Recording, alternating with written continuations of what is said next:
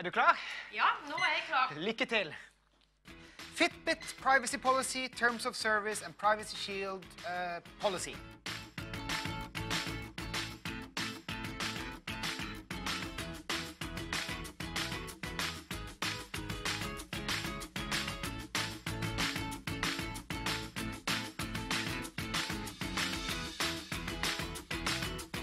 This is contact and right to the privacy officer. Hvordan føler du deg nå? Jeg er litt svett. Får du noen gang satt deg inn i alle disse vilkårene du må takke ja til når du laster ned digitale tjenester eller treningsarmbånd? Jeg prøver jo å følge med da, men jeg skal være så ærlig innrømme at alt det som du har lest opp nå, det har jeg ikke klart å sette meg inn i det. Ja, det er veldig krevende, men hva tenker du om disse lange vilkårene og alt det folk må sette seg inn i? Jeg tror nok at de kunne kortes ned ganske mye. Du kan få de viktigste essensen inn på noen få korte setninger. Og så er det det at det er veldig viktig at forbrukerrettighetene våre blir ivaretatt. Ja, det tror jeg vi er helt enige. Det var veldig imponerende løping du hadde der. Tusen takk skal du ha for at du tok deg tida til det her. Takk skal du ha.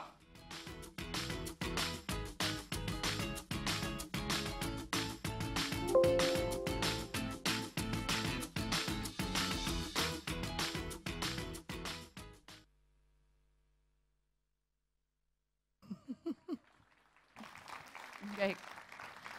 Hello, can you all hear me? I think you can.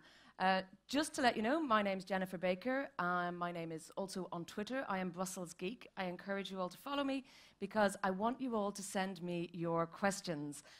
If you could set these all to silent now, that would be also great. But keep them handy because we don't really have microphones in the room, but we have such great speakers, and I'm sure you will have so many questions for them.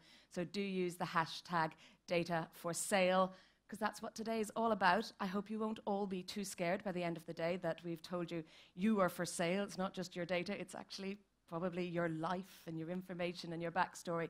But to kick us off, I'm going to tell you, the Wi-Fi code is STANDUP2015. That's with a capital S and a capital U and an exclamation mark at the end. So that's letterguest and it's STANDUP2015 exclamation mark. And now, to get us started, we are very lucky to have Kai Morten Terning, who is the State Secretary here in Norway for Consumer Affairs. Thank you.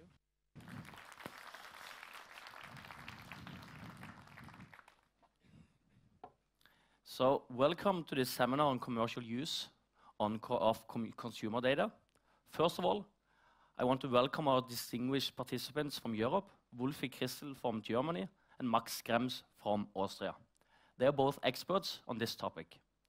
I would also like to mention Jan Philipp Albrecht from Germany, who will join us today on Skype. We are living in an economy where personal data has become the new currency. As we speak, information about us is being bought and sold on global exchanges. So we are not only consumers in the data economy, we are also the product being sold. My ministry is responsible for the consumer policy in Norway. One of our main priorities is to ensure that consumer protection is respected and preserved in the digital economy.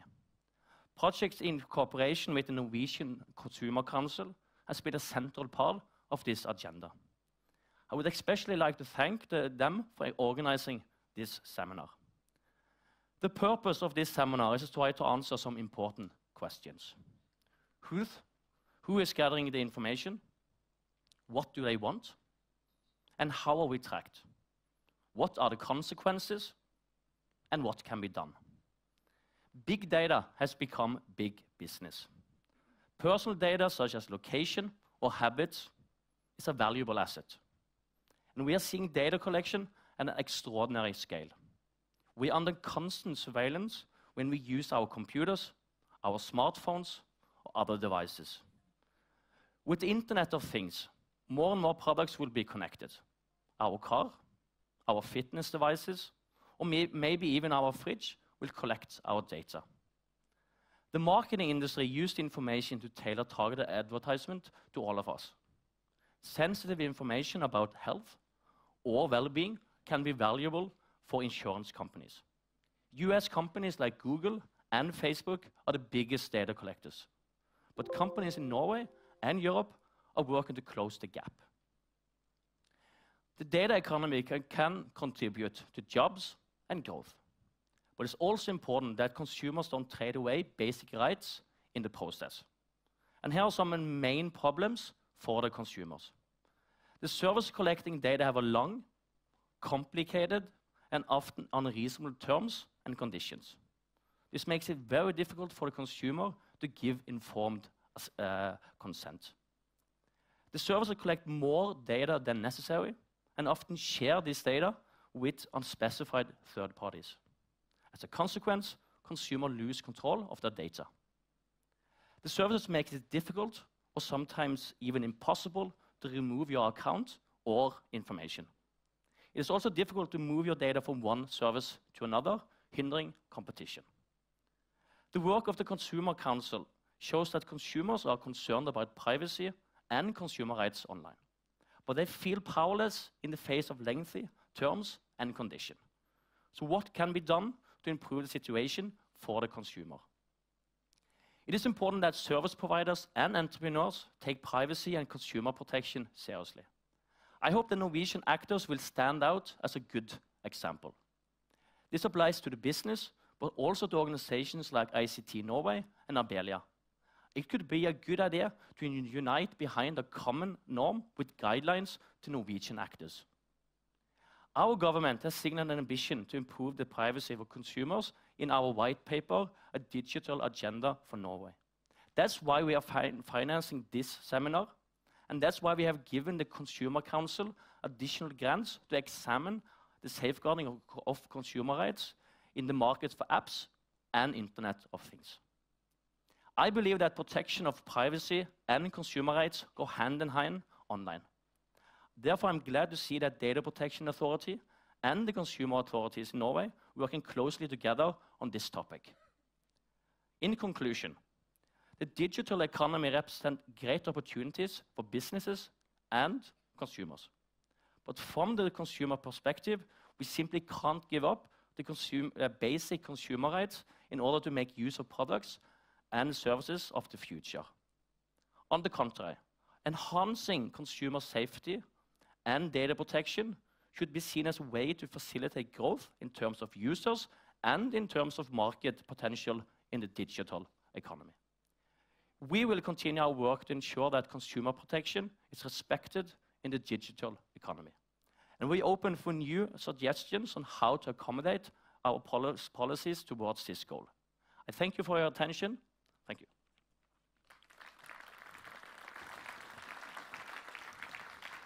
And thank you very much. Now, next on stage, I'm going to introduce you to the man who's basically been the mastermind behind all of today's event. And he is from the Norwegian Consumer Council, Finn Myrstad, who is the Director of Digital Policy. Finn. Thank you. Thank you.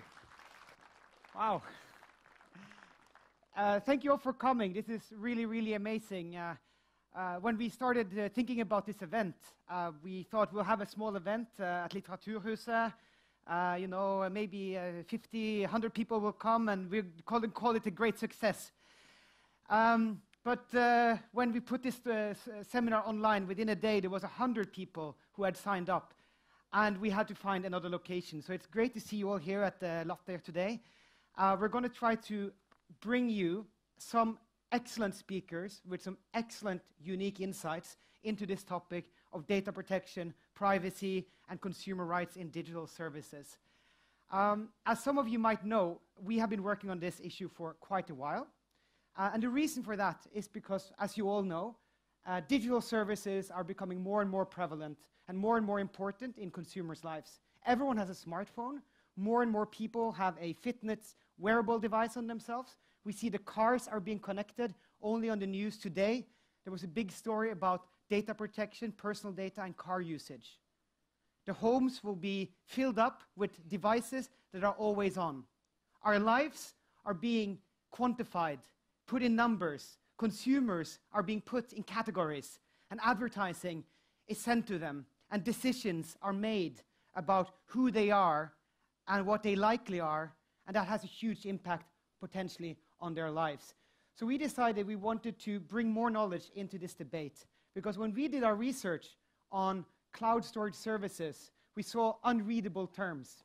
We saw difficult terms. We saw terms that, if you actually understood them, we didn't understand them, and we read them for work. We saw that no one would accept this if they could. We did a project called App Fail this spring, where we analyzed 20 popular mobile apps, dating apps, fitness apps, and Mediano apps. And what we saw was how these unreadable terms really took away from users basic consumer rights and basic rights to data protection and privacy. We thought this was unacceptable, of course, and we filed several complaints, one against Tinder for breaching consumer law. Tinder took the right to own all your content you uploaded on Tinder. And that's kind of problematic when Tinder is such a private service and you probably share quite a lot of intimate information. And I sat down with my wife, I just married, and I said to her, I just have to log on to this dating app for research purposes. Yeah, whatever, Finn. And I saw, and when I then clicked accept, I looked behind the scenes and said, what am I actually accepting to? And he said, all my, I think, 3,000 photos that I uploaded to Facebook over the last 10 years were automatically transferred to Tinder. And with the license they had to basically take ownership of all my content, Tinder could use all my photos for whatever they wanted. The good news is the Norwegian Consumer Ombudsman have gone into a dialogue with Tinder, and Tinder has since changed its terms. I think negotiations are still ongoing. And this gives us hope that it is possible to enforce consumer rights in Norway and in Europe against US companies. However, we did realize there was a huge limitation to our research. And that was because we also did technical research on all these apps. And we discovered from 20 apps, 600 other companies also received information about you and me when you used that app. Some of that information was completely legitimate because in a digital economy, a lot of services use cloud storage services from third-party providers. Completely legitimate. But we also found several apps that were doing things that was not okay. We found a banking app that was transferring some information to Facebook. Sorry, I wasn't going to say that. That's okay now, by the way. Great work by DNB to fix that. And we found that Runkeeper, a fitness app, was also transmitting your exact location data also when the app was not in use. This created a massive storm in the media, and Runkeeper subsequently changed the app for all the users all over the world. Again, it shows it's possible. But what it also showed us, people cannot do this on an everyday basis. You can't have a computer hacker to look at the data flows going out of your phone. It's impossible. It's impossible also for us. So we need to understand the landscape behind. Why is this data being collected? And how is it used? We realized it was very difficult to understand how the data was used. And that's why we invited so many great experts here today to highlight some of the consequences that there could be, and there already are, for consumers around the world and also in Norway. With us today, we have privacy activist and researcher Wolfe Christel, who is an amazing Austrian researcher who just published a book on this. We have Max Schrems with us, who took Facebook to court all the way to the European Court of Justice. And we have many other amazing speakers. But we also don't want to focus only on the problems. We also want to focus on the solutions. We want to move forward. We don't want the industry to be in conflict with us all the time. So we also invited industry actors here today to discuss what can we do and how can we move forward. And hopefully, by the end of the day, all of us will feel a little bit cleverer, a little bit smarter, and hopefully we will feel that we move the debate a step further. I think I'm running out of time. Am I? Yep. And we are doing a switch in the program because the amazing European Parliament politician who did the negotiation of the new data protection legislation is a bit late. So we're going to do Wolfe Christel first. I think he's ready. So with that, I hope you enjoy this conference. It is web streamed, but we decided none of you are being filmed. The cameras are just on stage. That's what we call privacy by design. So you're not being filmed. So you're all safe. And then I hope you enjoy this conference. Please tweet and join the discussion. I know Jennifer, our great host, is reading all the tweets. And hopefully you can engage with us that way. And please sign up to our newsletter and get engaged and enjoy the day. Thank you so much. Thank you very much, Finn. I think, Wolfie, we're pretty much ready for you. And just to let you know, I have had a couple of questions already, which we'll be putting to the data protection officers and regulators later on. So keep those coming in. Wolfie has been introduced many times already, I should say, as well as an activist. He's also a writer. This is his book. And I'm going to stand over here because I want to see his presentation as well. So, hi everybody. I will introduce myself again. My name is Wolfie Christel. I'm from Vienna, Austria, not from Germany. This is a difference. And this is a very special cam. It's able to detect faces, identify people, and to automatically find the corresponding Facebook profile information. Just before the conference started, I put it back to the entrance. It recorded your faces and allowed me to discover some seemingly anonymous Facebook profiles of some people in this room. I found some pretty private details about some of you: secret affairs, mental problems, drug abuse, addicted to video games. Where's the state secretary? No, just joking. I'll come back to this later. First, for something completely different. This is Lightbeam, a browser extension which shows who is watching us when we're surfing the web. I visited 5 websites here: the New York Times, Guardian, BuzzFeed, Vice.com, and Dictionary.com. In the background, these 5 sites connected to 104 third-party services and told them about my visit. Only 5 websites, and it was recorded by 104 companies. Imagine what happens when you're surfing the web for a day, for a week, or for a month. This is how thousands of tracking companies are able to compile profiles about our online behavior. And of course, it's not only surfing the web. There's also our smartphone, a powerful, small computer, even if it's a bit broken, like this one.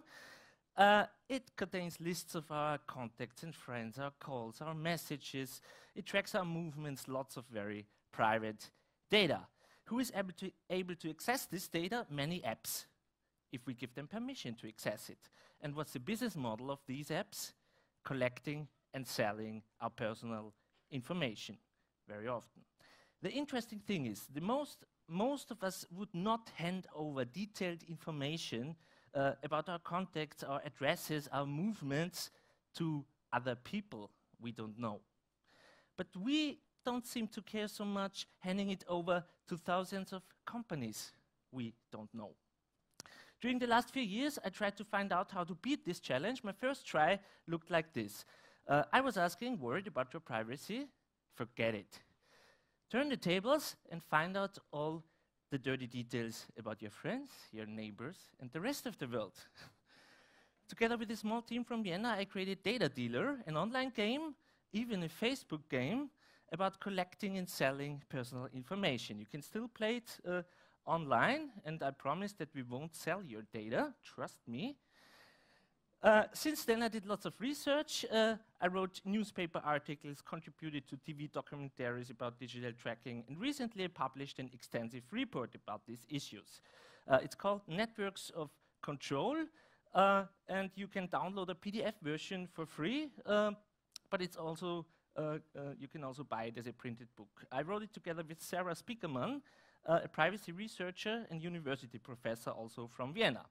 We basically try to explain how today's networks of digital tracking are constantly recording, profiling, categorizing, rating, and affecting the lives of billions across platforms, devices, and live contacts.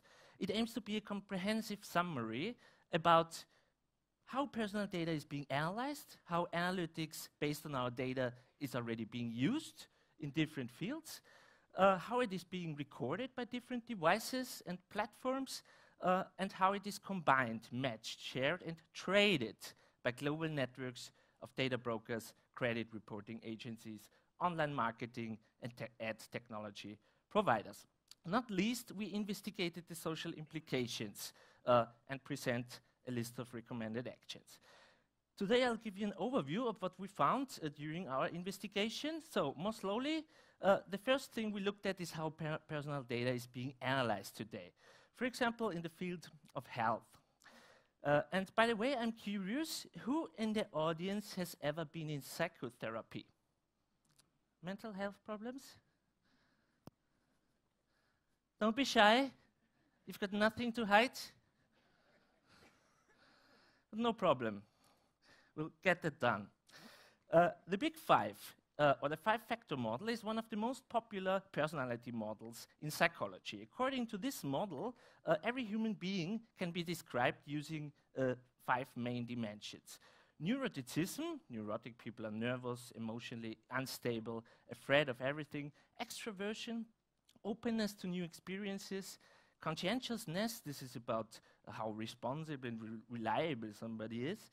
And agreeableness, this is about how trustful or cooperative or how kind somebody is. The five-factor model is well established. It's been used in thousands of academic papers since many years. Now, a research team from Switzerland did an experiment. They asked participants to fill out a survey and used a classical questionnaire approach to find out the values for each of these personality traits. For example, like that. In a second step, they asked all of them to install an app on their phone, which collected some data about their phone usage. It recorded the number of uses of each of these apps during 8 months. They tracked the number and duration of incoming, outgoing, and missed calls, and the same for short messages. Metadata, not content. And they were successful. They found statistical correlations. Not very strong ones, but still correlations. For example, they found that people who've used the Office or calendar apps more often are rather neurotic and less open for new experiences, and they're quite untrustworthy. Heavy internet users on the phone, less extroverted and less open. And so on and so on. When somebody's calling lots of different people, it seems like this person could be super social, but if somebody prefers to send messages instead of calling, sounds like this person is rather unreliable. Now, you could tell me, yes, we already knew most of that, but that's not what this is about. This is about big data. Whoever is able to access these phone logs can do these predictions for millions of people. Finally, when they try to predict someone's personality just based on smartphone metadata, for example, if somebody is low or high on neuroticism, it looks like that. By the way, I'm totally open, agreeable, extroverted, and neurotic. No, just joking, but I found out the truth about me. There are several websites out there which offer to calculate the Big Five from Facebook profile information. Who else is interested in the Big Five? This is a slide from the British Intelligence Agency, from the Snowden leaks. It seems that they are thinking about how the Big Five personality traits correlate with the web browsers used. For example, they found out that Firefox users could be more neurotic. What they didn't analyze in the research paper I mentioned is who is calling whom, who do you know, who are your friends. Social network analytics also offers powerful ways to make predictions about people. This is also just metadata. Metadata is powerful, or like the former CIA director said, we kill people based on metadata. Or listen to his homie from the NSA, he said metadata absolutely tells you everything about somebody's life. If you have enough metadata, you don't really need content. Okay, this is not so much about corporate surveillance. So to make it a bit less dramatic, this is Signify, a US company which calculates credit ratings from phone call records. They explain to analyze call durations, the time calls are made, who is frequently called, and so on. And they say 4 weeks of calling history is enough to predict the creditworthiness of someone. The partners include large mobile phone network providers like Telefonica and Equifax, one of the 3 large consumer credit reporting agencies in the US. So what is this all about? It's all about data mining, involving methods from mathematics and statistics to machine learning. Machine learning algorithms learn from existing data. They get trained to find correlations in large data sets. And they're able to find patterns and connections between variables where human beings really give up. For example, this is Test Finance, a company which has been founded by Google's former chief information officer. They are combining thousands of data elements to calculate credit scores about consumers. Which data? From how people use smartphones and social networks to the spelling somebody uses in online loan application forms. In 2016, Test Finance announced a partnership with Baidu, China's largest web search provider, like Google in China. Test Finance says that Baidu's rich user search data will be valuable for loan underwriting and assessing credit risk. On their website, they state, "We believe that more data is always better." And the founder once said, "All data is credit data. We just don't know how to use it yet." All data, there's lots of data about us out there. Today, virtually everything we do is recorded, monitored, or tracked in some way. All kinds of collected data ends up in huge clusters of databases. Data mining technologies help to find the relevant information in these massive amounts of data. Take Facebook, or Tracebook, as I'd like to call it. They are collecting vast amounts of information about the everyday lives of nearly 2 billion people, and still 1.2 billion people use it every day.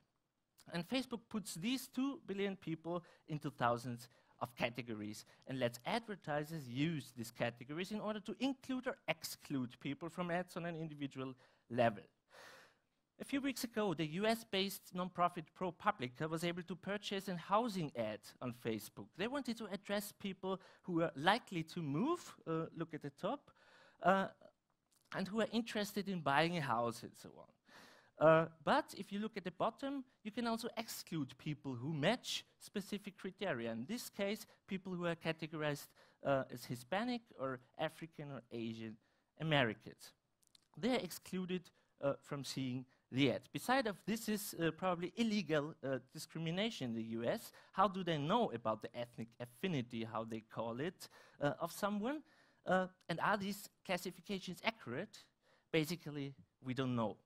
But maybe they use similar methods as in this Berkeley study. In academic paper, the researchers tried to predict these personal private attributes of users just based on their Facebook likes. And these were the results.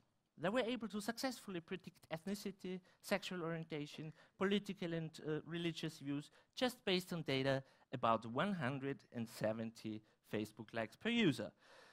The study had 60,000 participants, and as you can see, ethnicity can be predicted quite accurately.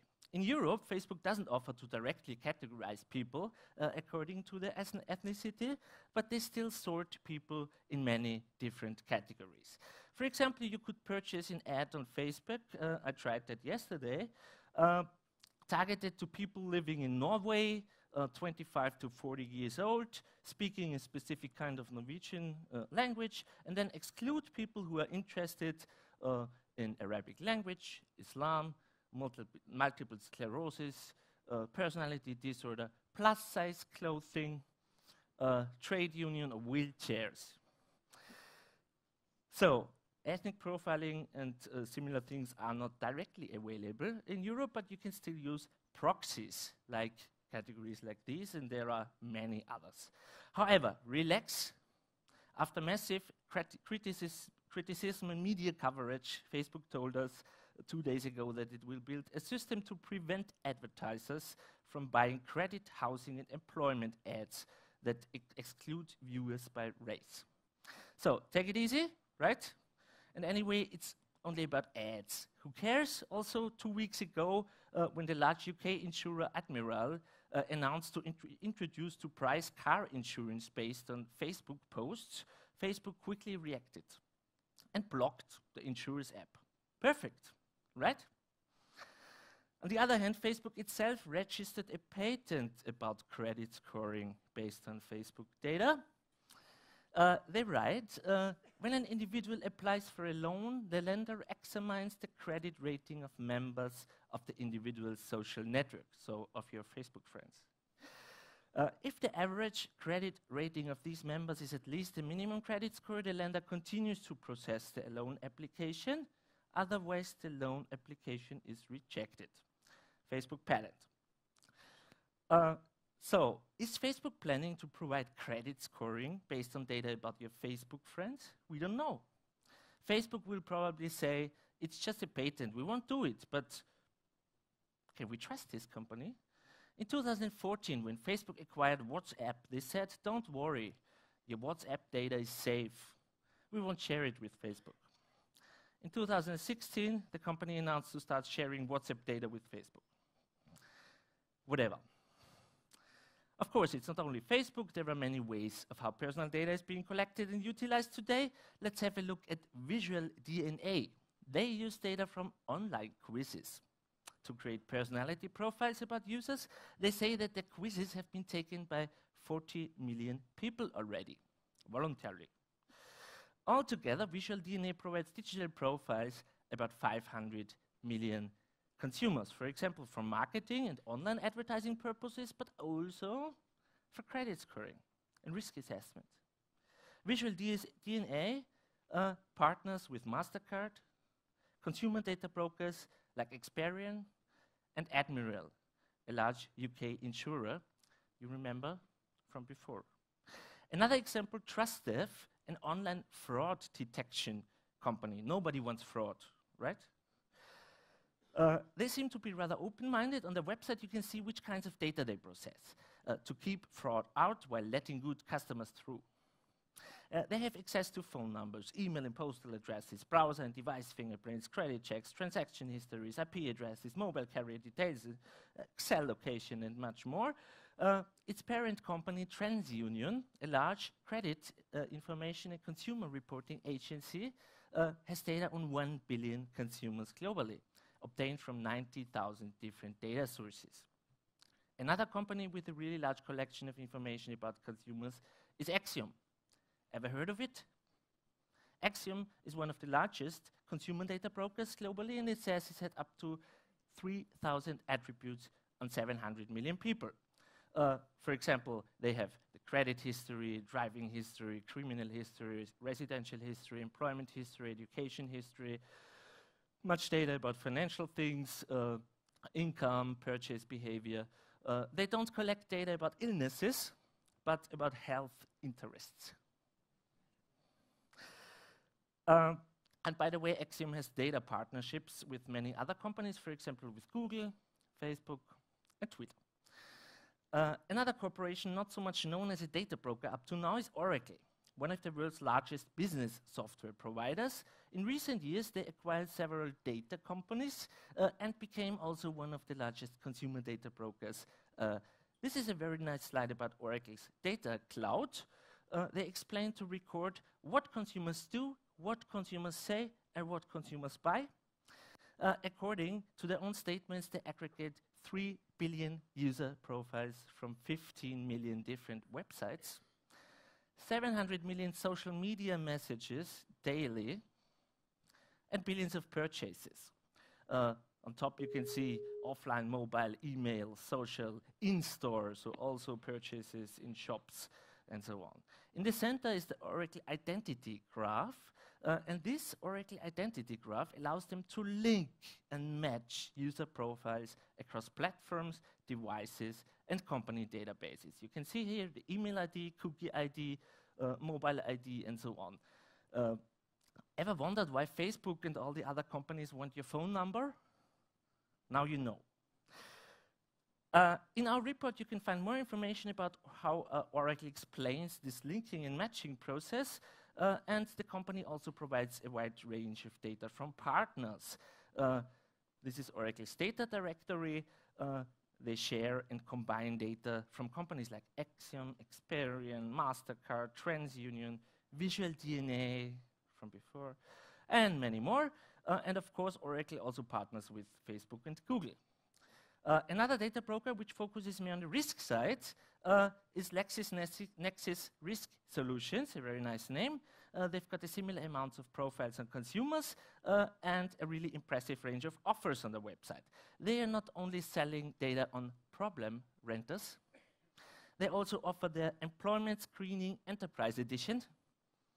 They say, for example, make quicker, confident pre- and post-hiring decisions. And they've also got offers for healthcare.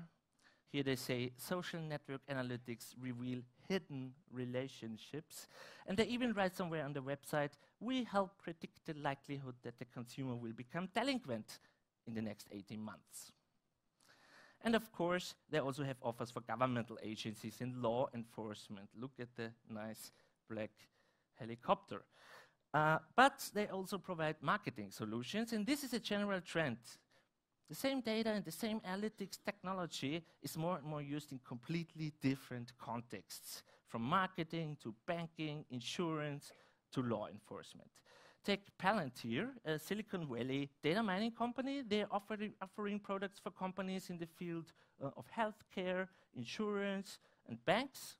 Their software is based on PayPal's fraud detection algorithms, and they've got partnerships with the German company SAP, the US Department of Defense, and with the CIA.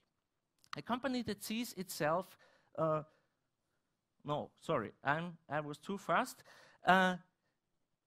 Another company would be SCL Group, a company that sees itself as working on the forefront of behavioral change.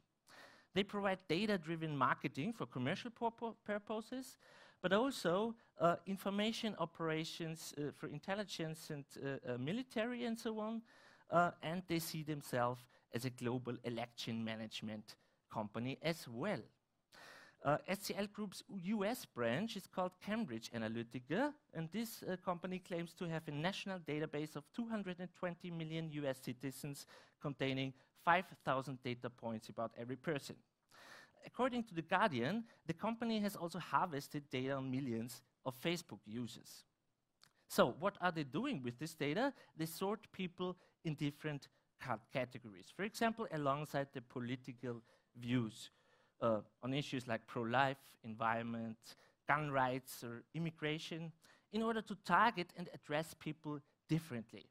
This way they can communicate different messages to different groups of people according to their political views and based on vast amounts of personal information on an individual level. And by the way, Cambridge Analytica also managed the Brexit campaign, and they also managed Donald Trump's election campaign.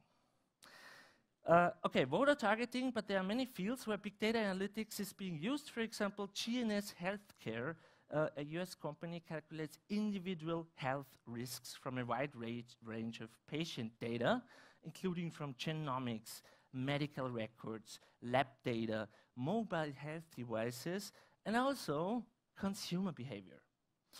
They offer to identify people likely to participate in interventions or not, to predict the progression of illnesses, and to rank patients by how much return of investment the insurer can expect if it targets them with a particular intervention. Maybe also to exclude the hopeless cases? No, I'm sure not. So we had healthcare, banking, insurance, election campaigns, fraud detection, law enforcement. But what if our data is used only for marketing, advertising? Based on my research, I would say marketing has been and still is the major driver for pervasive corporate surveillance. In 2007, Apple introduced the smartphone, and Facebook had just 30 million users. Also in 2007, online advertisers started to use individual level data to profile and target users. 4 years later, it was around 100 relevant companies in the field of so-called marketing technology, which is largely based on personal data collection and profiling. In 2012, it was already 350 companies. Then 947,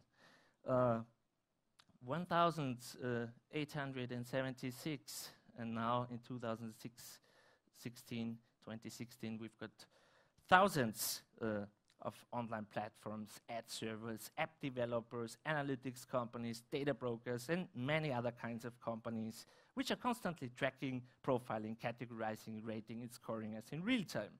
One of these is Lot.me, a so-called data management platform,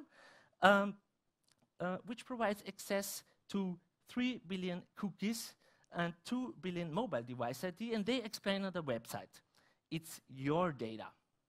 You have the right to control it, share it, and use it how you see fit. Sounds nice, right? But of course, they don't speak to consumers. They speak to their corporate clients. I really love this. I think it's a good representation of today's information technology landscape. While we as individuals became more and more transparent, practices of corporate surveillance remain largely obscure. Today, each of our interactions is monitored, analyzed, assessed by a network of machines and software algorithms operated by companies we have rarely ever heard of. It's not balanced at all. Without our knowledge, and often without our consent, our interests, weaknesses, illnesses, successes, secrets, purchasing power, and so on are surveyed. And companies increasingly use the collected data about our lives to make decisions on us, from which ads and products we see, which discounts and prices we get, how long we have to wait when calling a phone hotline, which payment method we get, to massive decisions in the field of personal finance, insurance, housing, employment, or healthcare. While we as individuals and human beings, or we as a society, mostly don't even know who is tracking us, how our data is being used, and how this could impact our future lives, the companies took control of our data. All right, this was a quick tour through years of my research. Again, this is our book. You can download it for free, as mentioned, or you can buy a printed version. Please read it, spread it, and write about it. As the first track of this conference focuses on the questions who, what, and how are we tracked, and what are the implications, I'll skip the question, what has to be done for now. I hope we have a good discussion and conversation about the challenges and options later at this conference. Only one recommendation. I'd like to finish my talk with a major statement by a major guy. Google's Eric Schmidt said in 2013, you have to fight for your privacy, or you will lose it. Friendly advice? Or a serious threat? I don't know. Thanks.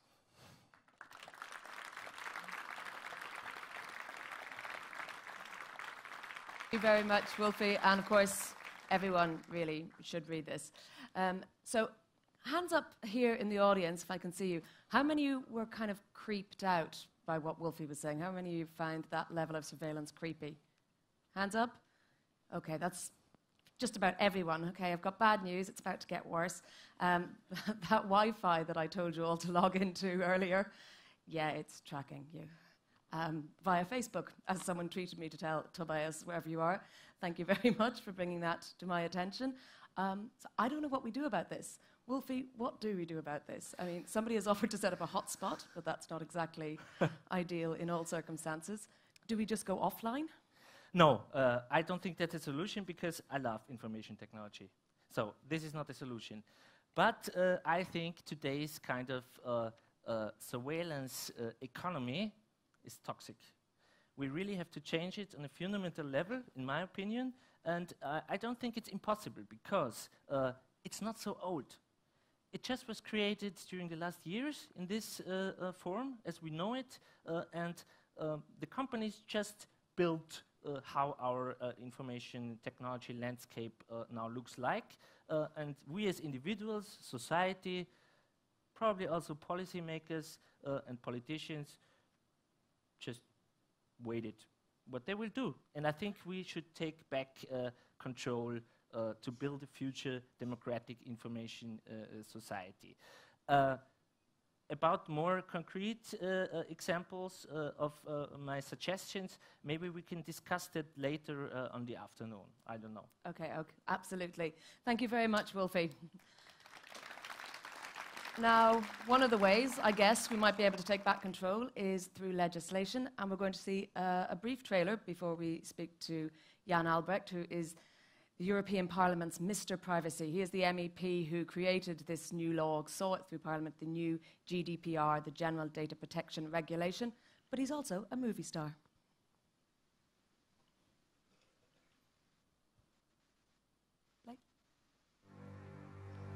Many people say data is the new oil, the oil of the 21st century. So if you think about how oil has transformed our lives, data is going to do the same thing. Das wird der Knoten meines Lebens. Wenn ich da als Minister sitzen würde, würde ich auch jemandem zuhören, der keine Krawatte trägt. Es geht darum, dass sie eine Datenschutzverordnung verabschieden sollen. Data protection is a fundamental right, and the companies have the duty to explain what they do with our data. European citizens are concerned that their personal data may be misused. Datenschutz, den Unternehmen wie Facebook, Google oder Microsoft nicht zulassen wollen. Wenn die über diverse Webseiten tracken und ein Profil anlegen, dann geht es um mich. Am Anfang mussten wir erstmal klären, was wollen wir überhaupt machen bei dieser Datenschutzreform. Können wir das überhaupt? Schaffen wir das? Ein zu extremer Datenschutz kann dazu führen, dass es zu Nachteilen für den Bürger kommt. That causes jobs to leave the European Union. Our life is about data. Data are money. Surveillance is about managing populations, managing people. That's a fundamentally dangerous thing to democracy. It is our responsibility to get these rights in place. Jetzt fängt der richtig harte politische Kampf an. Da habe ich dann gehört, wie die Wölfe die Zähne fletschen, um mich danach zu zerreißen. Wie soll Selbstbestimmung im digitalisierten Zeitalter überhaupt noch funktionieren? Who do you think would like to stop the directive? Well, I think we know the usual suspects. Okay, now, Jan, I can see you, but you can't see me, which I'm sure is a metaphor for today. But I hope you can hear me. Jan couldn't make it in person, although he is a former student of the University of Oslo. Jan, first off, why is it important to have a new regulation? Shouldn't these companies be self-regulating? I don't think that there's ability to do only self-regulation in an environment of today, because we have so many different rules on personal data, and the companies can just pick those who are the nicest for them and can choose those countries where data protection authorities are weak. So therefore we have to do regulation, and we also have to do it because data protection is a fundamental right. We have a European Council's Human Rights, a Council of Europe Human Rights Convention, which is clearly stating the human right to privacy, and we have an EU Fundamental Rights Charter, which is explicitly mentioning the fundamental right to data protection. So there's no choice. The legislature has to protect this fundamental right. And what should we be more scared of? Should we be more scared of surveillance by governments, or is it this data tracking, which we've just heard explained, by private companies? I don't think that we can distinguish this anymore. That we have new technologies and a fully connected life. We have a worldwide network and infrastructure which is used by both companies and public authorities, or you could even say by even more. It's also used by private persons. It's also used by criminals. It's also used by so many actors, like civil movements, for example. So we have to take into account that this is not to be distinguished anymore. We have to protect fundamental rights horizontally, And if we would only do fundamental rights protection vis-à-vis the authorities, for example, it would be very easy for those authorities to just access the data which companies have collected, or to just buy what they have aggregated on us. And so they can make a difference between the different persons and say, for example, if they are police authorities, oh, we have a big data algorithm by a company which tells us that red-haired people are more likely to conduct criminal activity than others. So they take that into account when doing risk assessments. So we need to look at all these systems together, and we cannot distinguish so much anymore. But it's also that I think that we have to say the private companies are far more dangerous to our lives when it comes to infringements of data protection rules than it has been in the past, because today they are determining our capacity to take part in society, to be not discriminated by everyone. They have big portals where we enter markets, where we enter the job markets also, where we enter participation in democracy. And so the great, how they are respecting these rights, is determining a huge part of our lives and our fundamental rights. Well, the GDPR, the law you worked on, was, as we know, one of the most heavily lobbied laws ever to pass through the European Parliament. Did that help you get an insight? Oh, he's gone. Are you still there? I'm there. It's all fine. Did that help you get an insight into what sort of rules these companies want to circumvent? Is there a sense that you now know your enemy better? I would say that these companies, and in particular internet companies who heavily lobbied, of course, they lived quite good from the uncertainty of the legal environment which we have today and which we had in the recent past. There's so many laws which are unclear if they are applicable to certain companies, if they are applicable to certain life situations, to certain processing activities. And of course, many are very fine with that because uncertainty always shows that they may be able to just do whatever they want because it's uncertain if they follow the law or not. And it's uncertain if somebody comes and really sanctions them. So, of course, they are heavily lobbying against every initiative which is trying to make this situation more clear, which is trying to better enforce the existing law. And that is exactly what we have aimed at with this EU regulation, to make existing laws and existing rights which are there are better enforced. But then, of course, it's also about the fact that many consumers want to have more control than they have today. And there we are in a conflict situation, because many of the business models which have been built until today would perhaps be changed if consumers would take more control of their personal data. Well, to play devil's advocate, wouldn't many of those companies say, but now you're stifling innovation? Many of them do. Most of them do say that. And I would say that it is not only speculative if laws protecting individuals hamper innovation, but I would even say that it's perhaps even untrue, because innovation can only take place, and also a market can only work well, and that's where innovation is sold, if consumers and those who have to buy these products and use them have trust in the new developments, in technology, in business models, in the application of rule of law and of their fundamental rights.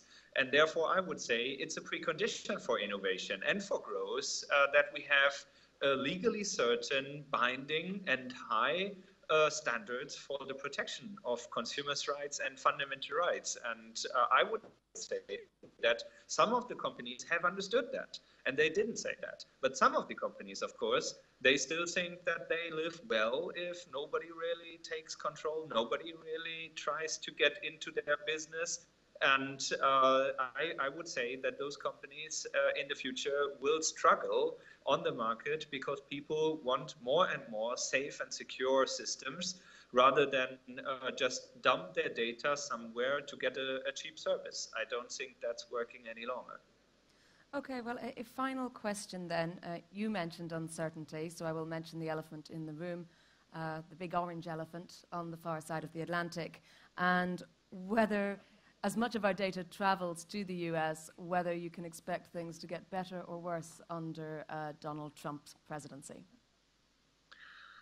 Well, I mean, we all know what he has as a profile as new president. We all know that obviously all of that is now played down by himself and his personnel, which he will appoint. So it's very uncertain and very unclear where a Donald Trump administration will head when it comes to consumer rights protection online, when it comes to data and privacy protection. It's very unclear.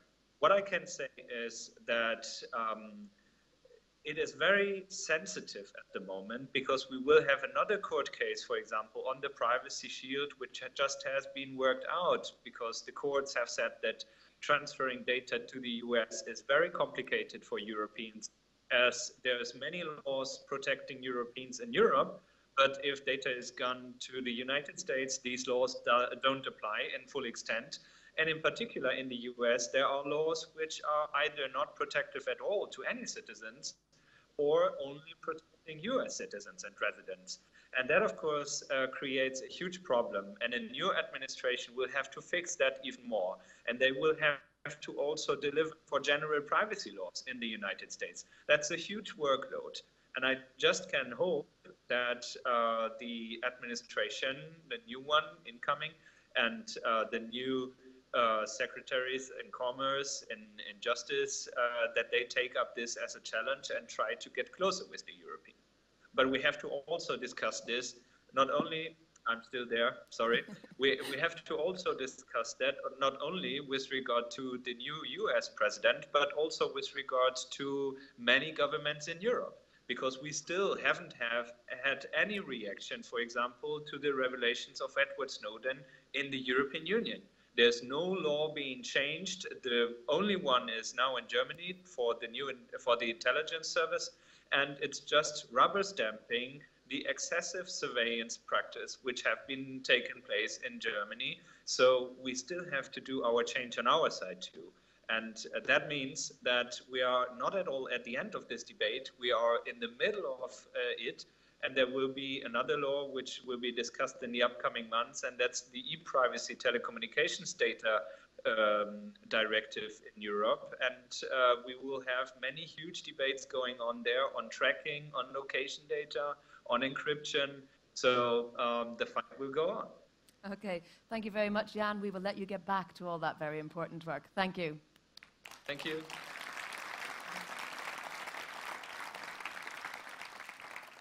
And of course, as you all know, we are going to talk about those transatlantic data flows with Max a little bit later on.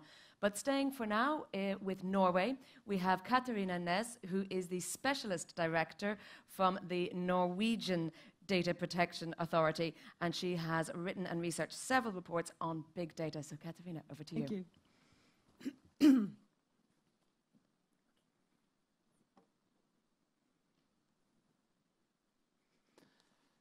Hello. Last year, the Norwegian Data Protection Authority issued a report on the advertising industry, where we tried to look into this immense, this overwhelming market just described by Wolfie Crystal. So it was a tremendous job trying to understand what is really going on in this sector. More has happened in the advertising industry during the last 2 years than during the last 50 years. The trading of ads has become automated. And with that, there's been the tracking online has been intensified. So what is the reason? The reason behind issuing or launching this report was, firstly, to address the public, to raise awareness and to generate a public debate. Secondly, we wanted to address the industry to promote accountability in all stages of the marketing process. And thirdly, we wanted to address the data protection environment in Europe. We wanted to encourage DPAs in other jurisdictions to look into how data brokers are operating elsewhere in Europe. And lastly, we wanted to see how the new regulation will fit with the challenges that our report reveals. Personalization of services is a megatrend. As Wolfie Crystal showed in his presentation, personalization is not only happening within the advertising industry, it is something that is happening in sector after sector. Private enterprises and governments, they don't want to reach us as a group of people anymore. They want to reach each one of us with a targeted message.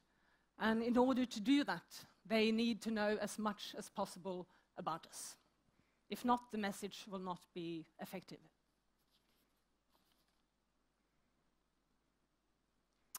The collection and trading of personal data is a multi-billion-dollar industry. Then the companies with the most data and the best algorithms are the winners in the data race. We give away our personal data in exchange for using great services, useful services, even fantastic services. And personalization in itself is not a harm to privacy. Personalization is a 100% legitimate business model. However, when we have very little insight into what data is collected and how data is used by these companies, it affects the power balance in society. There are companies knowing enormous, they know so much about us, but we don't know what they know and how they know it. In our report, we say something about what an ideal world would look like. And in an ideal world, we would be able to read our newspaper without a horde of unknown companies looking over our shoulders. We would know that information we put into one service would not be used by another service for different purposes.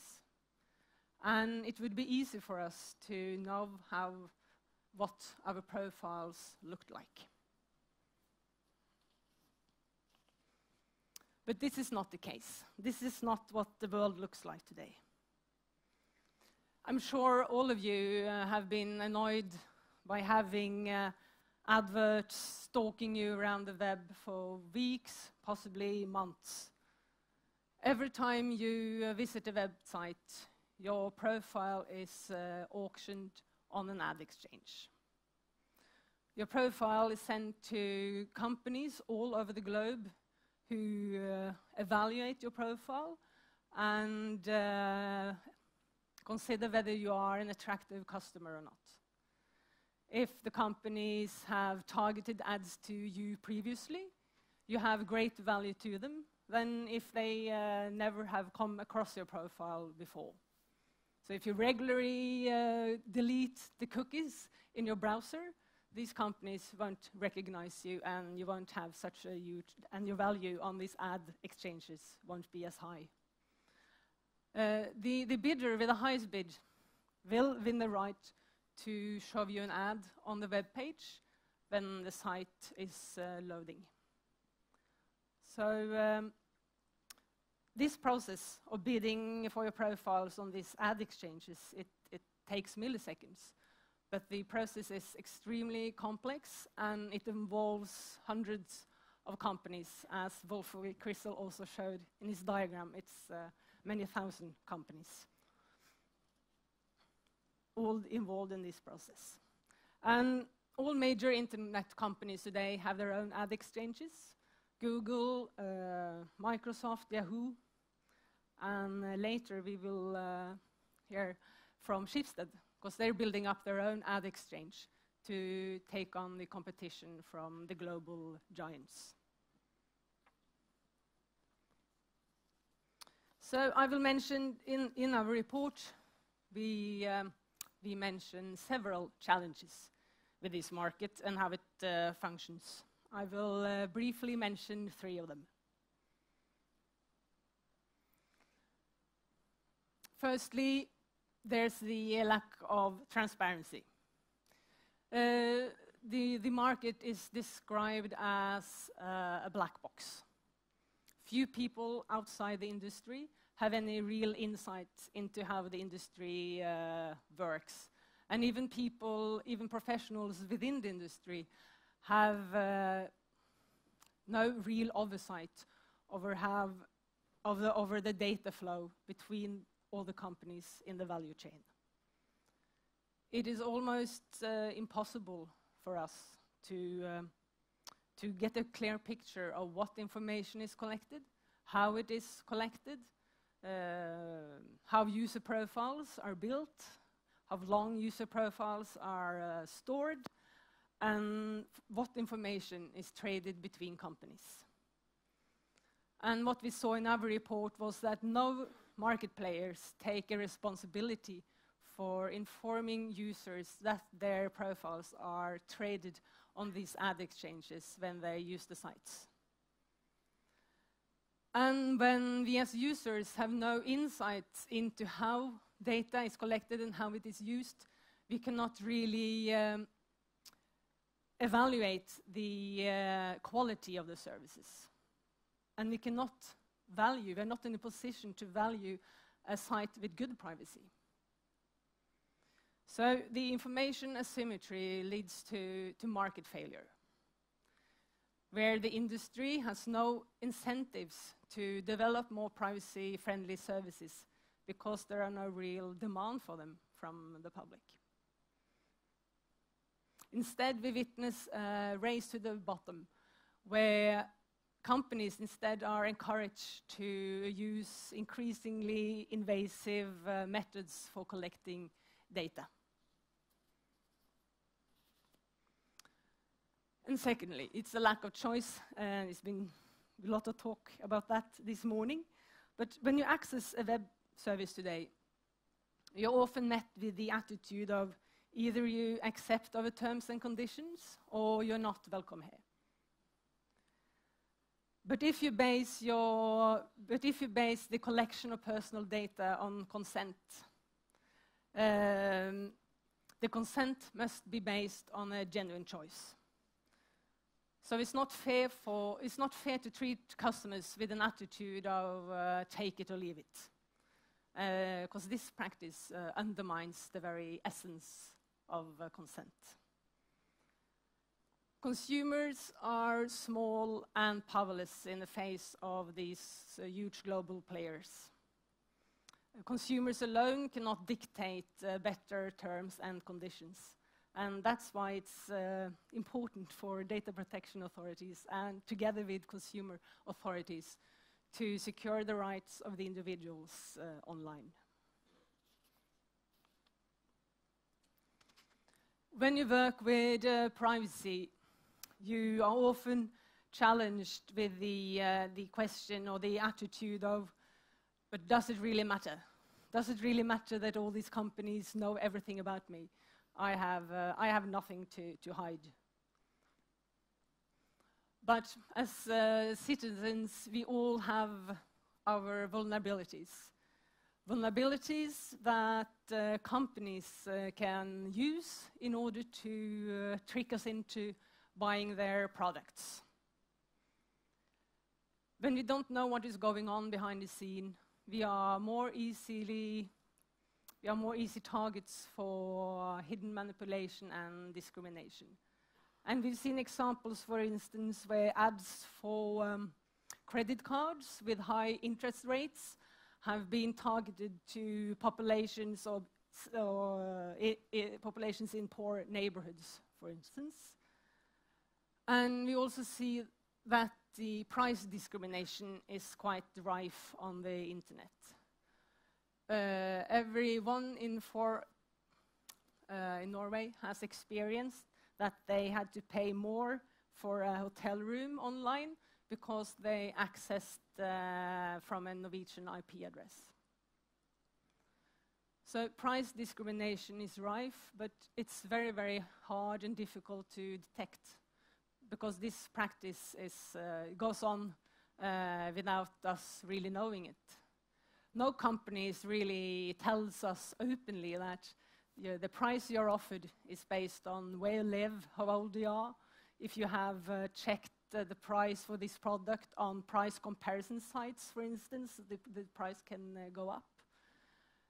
But according to the data protection legislation, companies need to inform you about the purposes for the data they collect. So if they use data from their users to steer pricing, they are obliged to inform you of that.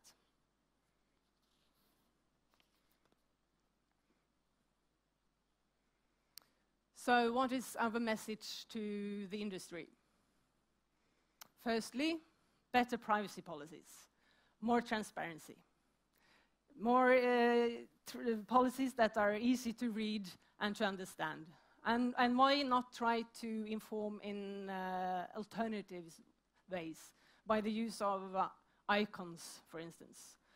Icons telling you that this site uses profiling, for instance.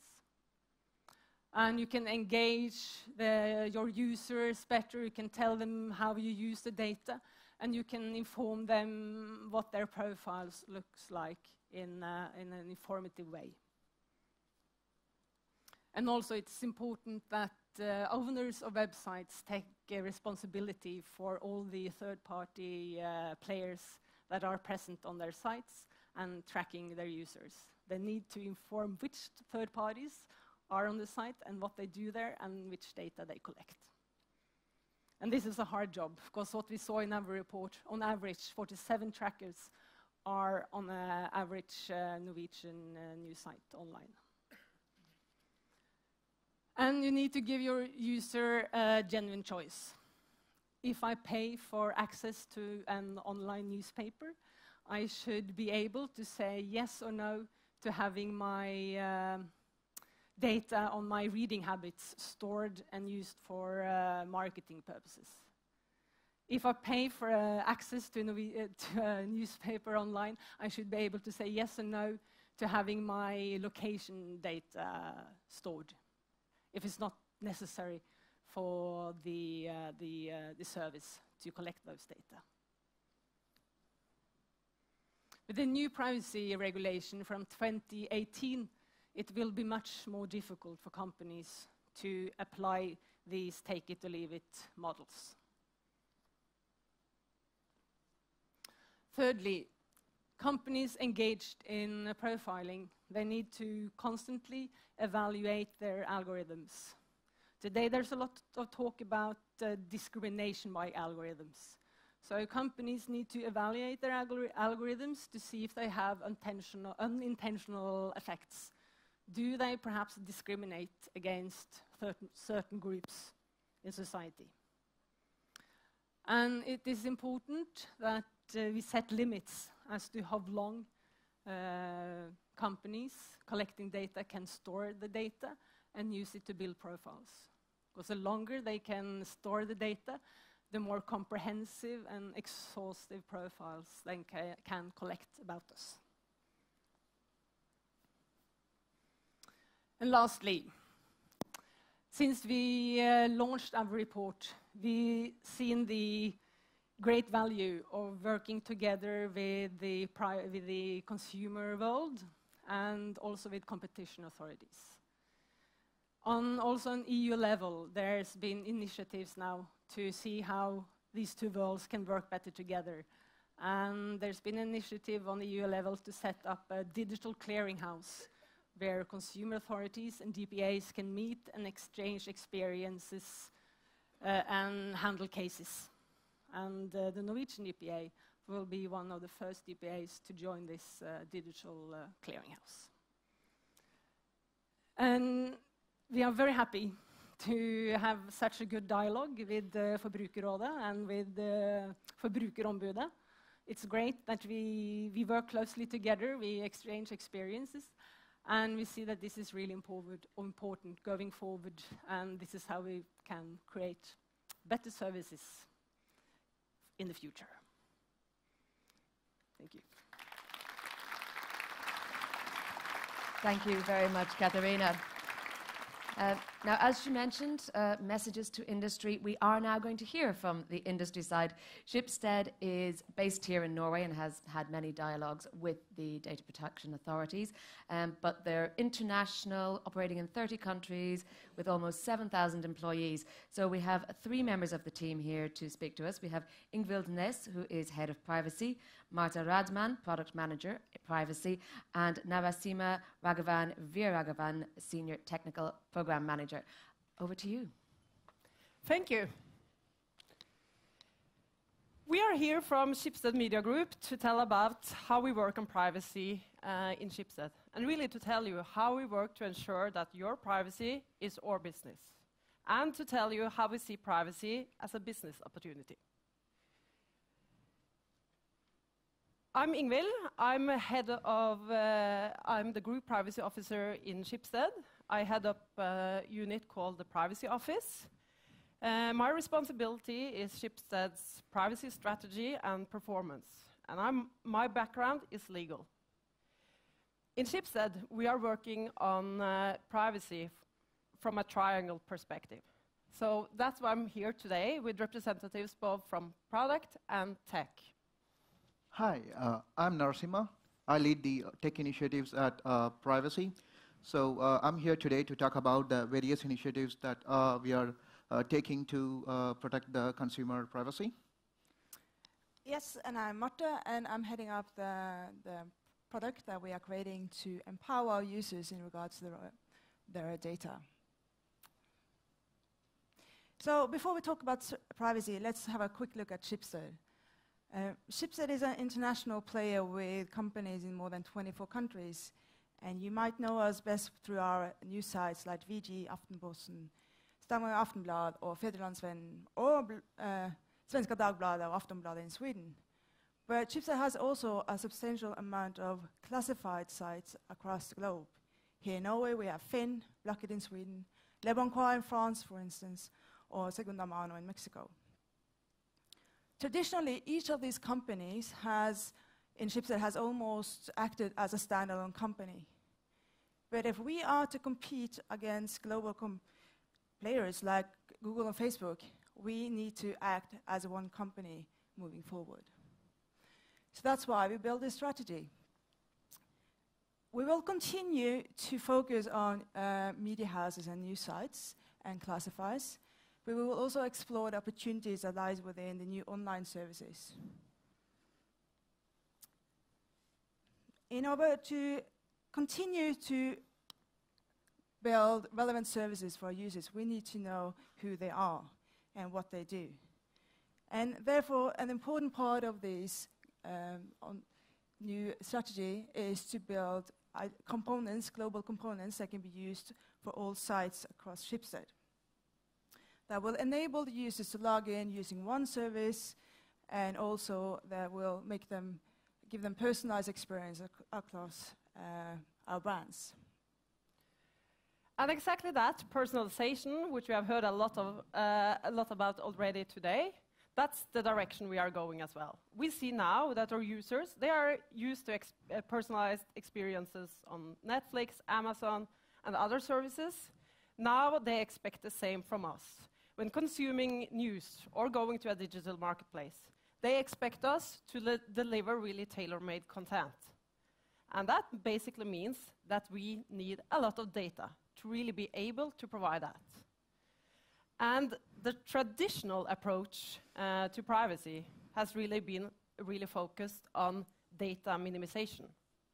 The principle of data minimization tells us in Schibsted that we are supposed to collect and use as little data as possible about your users and use it for as little as possible.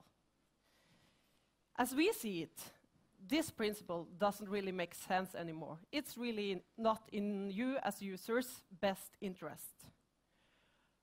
What is, however, extremely important is that you can feel trust, that you understand what is going on, what data we have, why we use it, how we use it, but not only that, that you are empowered, that actually you can decide how we use your data.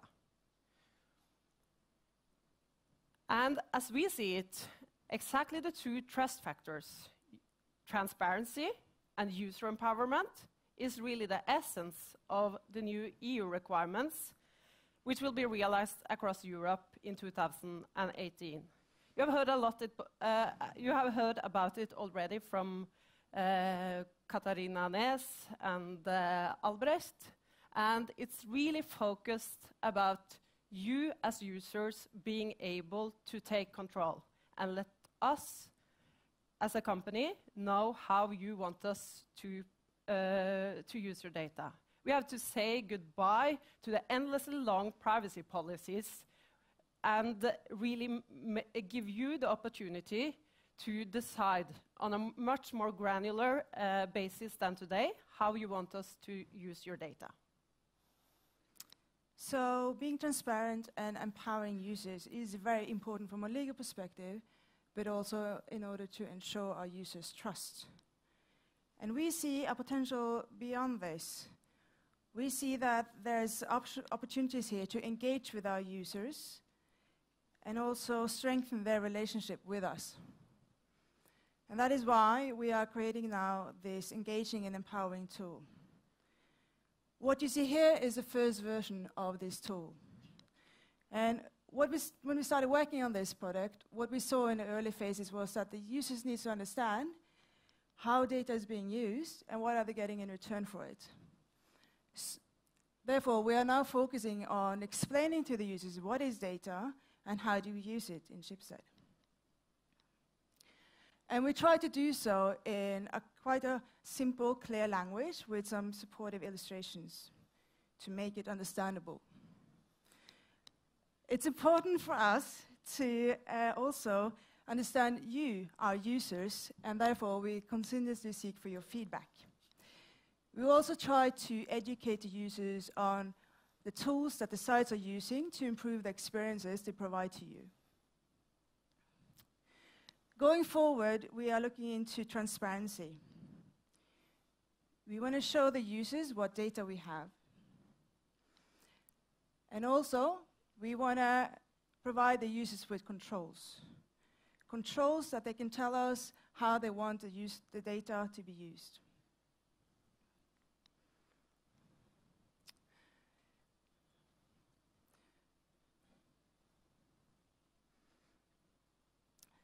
So what you've seen today is only the tip of the iceberg, not only in regards to the features that we want to create for our users, but also the complexity and the effort that lies behind such a product.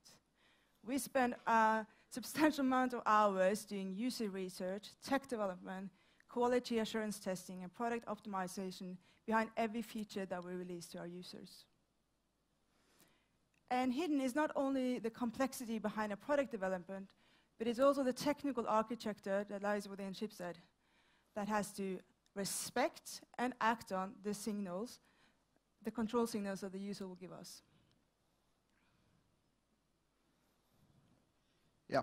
So before I talk about privacy by design initiatives at Schibsted, I would like to know how many of you are aware of putting privacy by design in practice in internet businesses? Can you raise your hands? Wow. Wow. Yeah, I see a few hands. Cool. So at Schibsted, we take, oops, sorry. Can you hear me? Yeah. No. So at Schibsted, we take best efforts in guaranteeing privacy by design through 3 initiatives. The first one is data governance initiative. So the key purpose of this initiative is to get sufficient control over the data that gets into the Schibsted, and also the usage of these data by various internal services. In addition to that, we also would like to get sufficient control over the data that we share with the third parties. As part of this initiative, we wanted to build a data governance engine, a kind of a policy enforcement engine or a rule engine that guarantees the safety criteria and correctness criteria with respect to various operations performed on the user data. So the second initiative is about building a bunch of privacy services. These are like a back-end services which help us to protect the user data. So the first service is about privacy broker. You can think this service as like kind of a transporter of privacy signals from a bunch of front-end systems to back-end systems. For example, you go to the privacy tool and then click a delete button. So this deletion signal needs to be transmitted to Finn, VG, Aftenposten, and quite a few Schibsted sites. So, and also we need to make sure like each of these sites have honored the signals and then write back to the privacy broker, which in turn sends a message to the front-end tool saying that, hey, we have successfully performed the deletion operation across all of our sites. And yeah, the second service that we are exploring is building a privacy failure detectors. So you could think this as a kind of privacy probes that monitor our internal services with respect to their privacy behavior. And in case if any of the internal services violate the privacy behavior, then it rises an escalation to appropriate privacy stakeholders within the organization.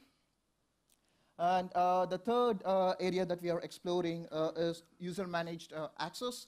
So we wanted to provide sufficient control to the user with respect to the data that we get and then the data that is shared to third parties, as well as how the internal services can access the data. And another interesting area that we are exploring is differential privacy.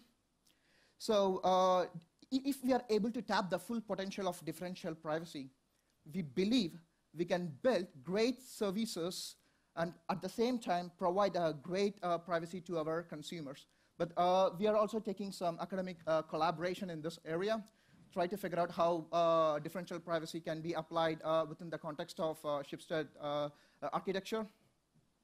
And the last area that we are exploring for now is data inventory. So we would like to build a data inventory per user, meaning that like what data we have about a user in what databases and then which services have access to these databases. So when we have this data inventory up and running, it would be much easier for us to build data deletion and data takeout tools in a quite easy way. Yeah, and the third initiative is about privacy impact assessment. So we want to make sure that all of our features that are launched should have a good privacy, should protect the user's privacy in a good way.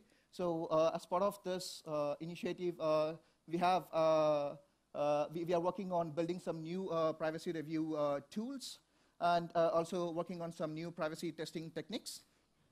And the goal of this initiative is to come up with an automated privacy assessment tool. Yeah.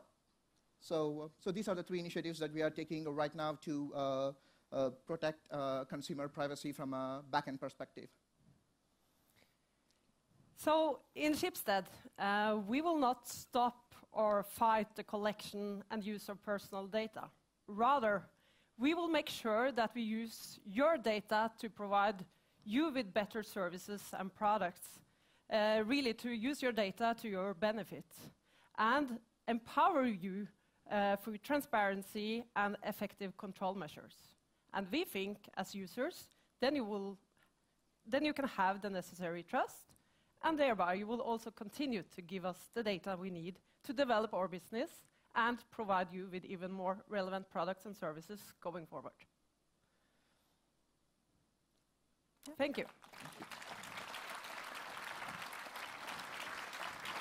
Thank you very much, and thank you for coming, because sometimes you can sort of be seen as the enemy in rooms like this. I'm sure many of you have questions, but Ingvild will be back for our discussion after the break, and you have 5 minutes, so please do be back, because Max has lots to tell you about after the break.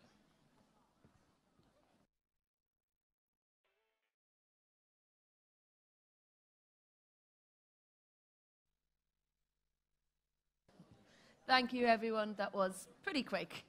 Maybe my definition of short isn't the same as everybody else's definition of short. But here we have the man that I know a lot of you have come here specifically to see. This is Maximilian Schrems, who is an Austrian lawyer, activist, and all-round pain in the ass for a lot of people. And he is going to tell you all about his case and why we should care. Introduction. Okay, thanks for coming back. I was told to talk a little bit about the Privacy Shield litigation we did, or the Safe Harbor, as it used to be called. So a couple of intro stuff. I think what's interesting in privacy debates to kind of put up front is that I think privacy is a highly cultural issue. So even within the European Union, we often talk about privacy, and if you ask everybody in the room, everybody has a different opinion. And we have this grayscale debate, so it's always a matter of balancing interests. And that all leads to a situation where there's no right or wrong, and that's oftentimes really interesting compared to other debates where you can kind of logically think about stuff. Oftentimes privacy is really a matter of where your position is. However, on the same time, we have like global networks. There's a US dominance in these global networks, and we have these EU fundamental rights, and I think all of this kind of gives a really interesting background to talk about all of that. A couple of general issues, just to give you an intro of what I did. I was actually studying in the Silicon Valley for half a year. For a while, I did privacy stuff before. It was interesting because there were a lot of US companies there and talking about European privacy. They didn't know that the European is in the room, so that made it a little bit more honest. And the basic message was you can do whatever you want to do in Europe. Nothing is going to happen anyways. And that's exactly the problem we have, I think, in privacy law right now in Europe is it's not really a lot of consequences if you don't follow the law. I actually then got the data from Facebook. It was back then 1,200 pages. That's basically the paper stack if you print it out. I got it in a PDF file, so we're environmentally friendly. And it was interesting because about 300 pages of it, for example, was the deleted data. So you see right here it says deleted true, and that's a message, and the deleted data came right along. So that was kind of the background. That whole story became really popular in the media, especially in Central Europe, so we were like all over the place. A couple of things that we looked into back then was, as I said, just the deleted data. So that's my original Facebook data, blacked out obviously for privacy reasons. But this is, for example, a message that I deleted, and that's the deleted message then coming up right in your data set. So it's only flagged as deleted, not really taken away from the servers. And we had a lot of these things. They actually ask you if you really want to delete this message. There's whole data categories like all the friends you've deleted. It was interesting because you could actually see that other people deleted you, and I was like, she deleted me. And you got like deleted email addresses that I've never used. There's like friend requests of people. What was interesting, for example, poke. So if someone pokes you on Facebook, it was kept forever, even you'd want to delete it.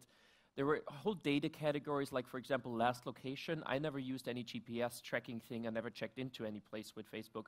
But they still figured out from my IP address, very likely, that the last location I've been at was at the university campus in California, where I was.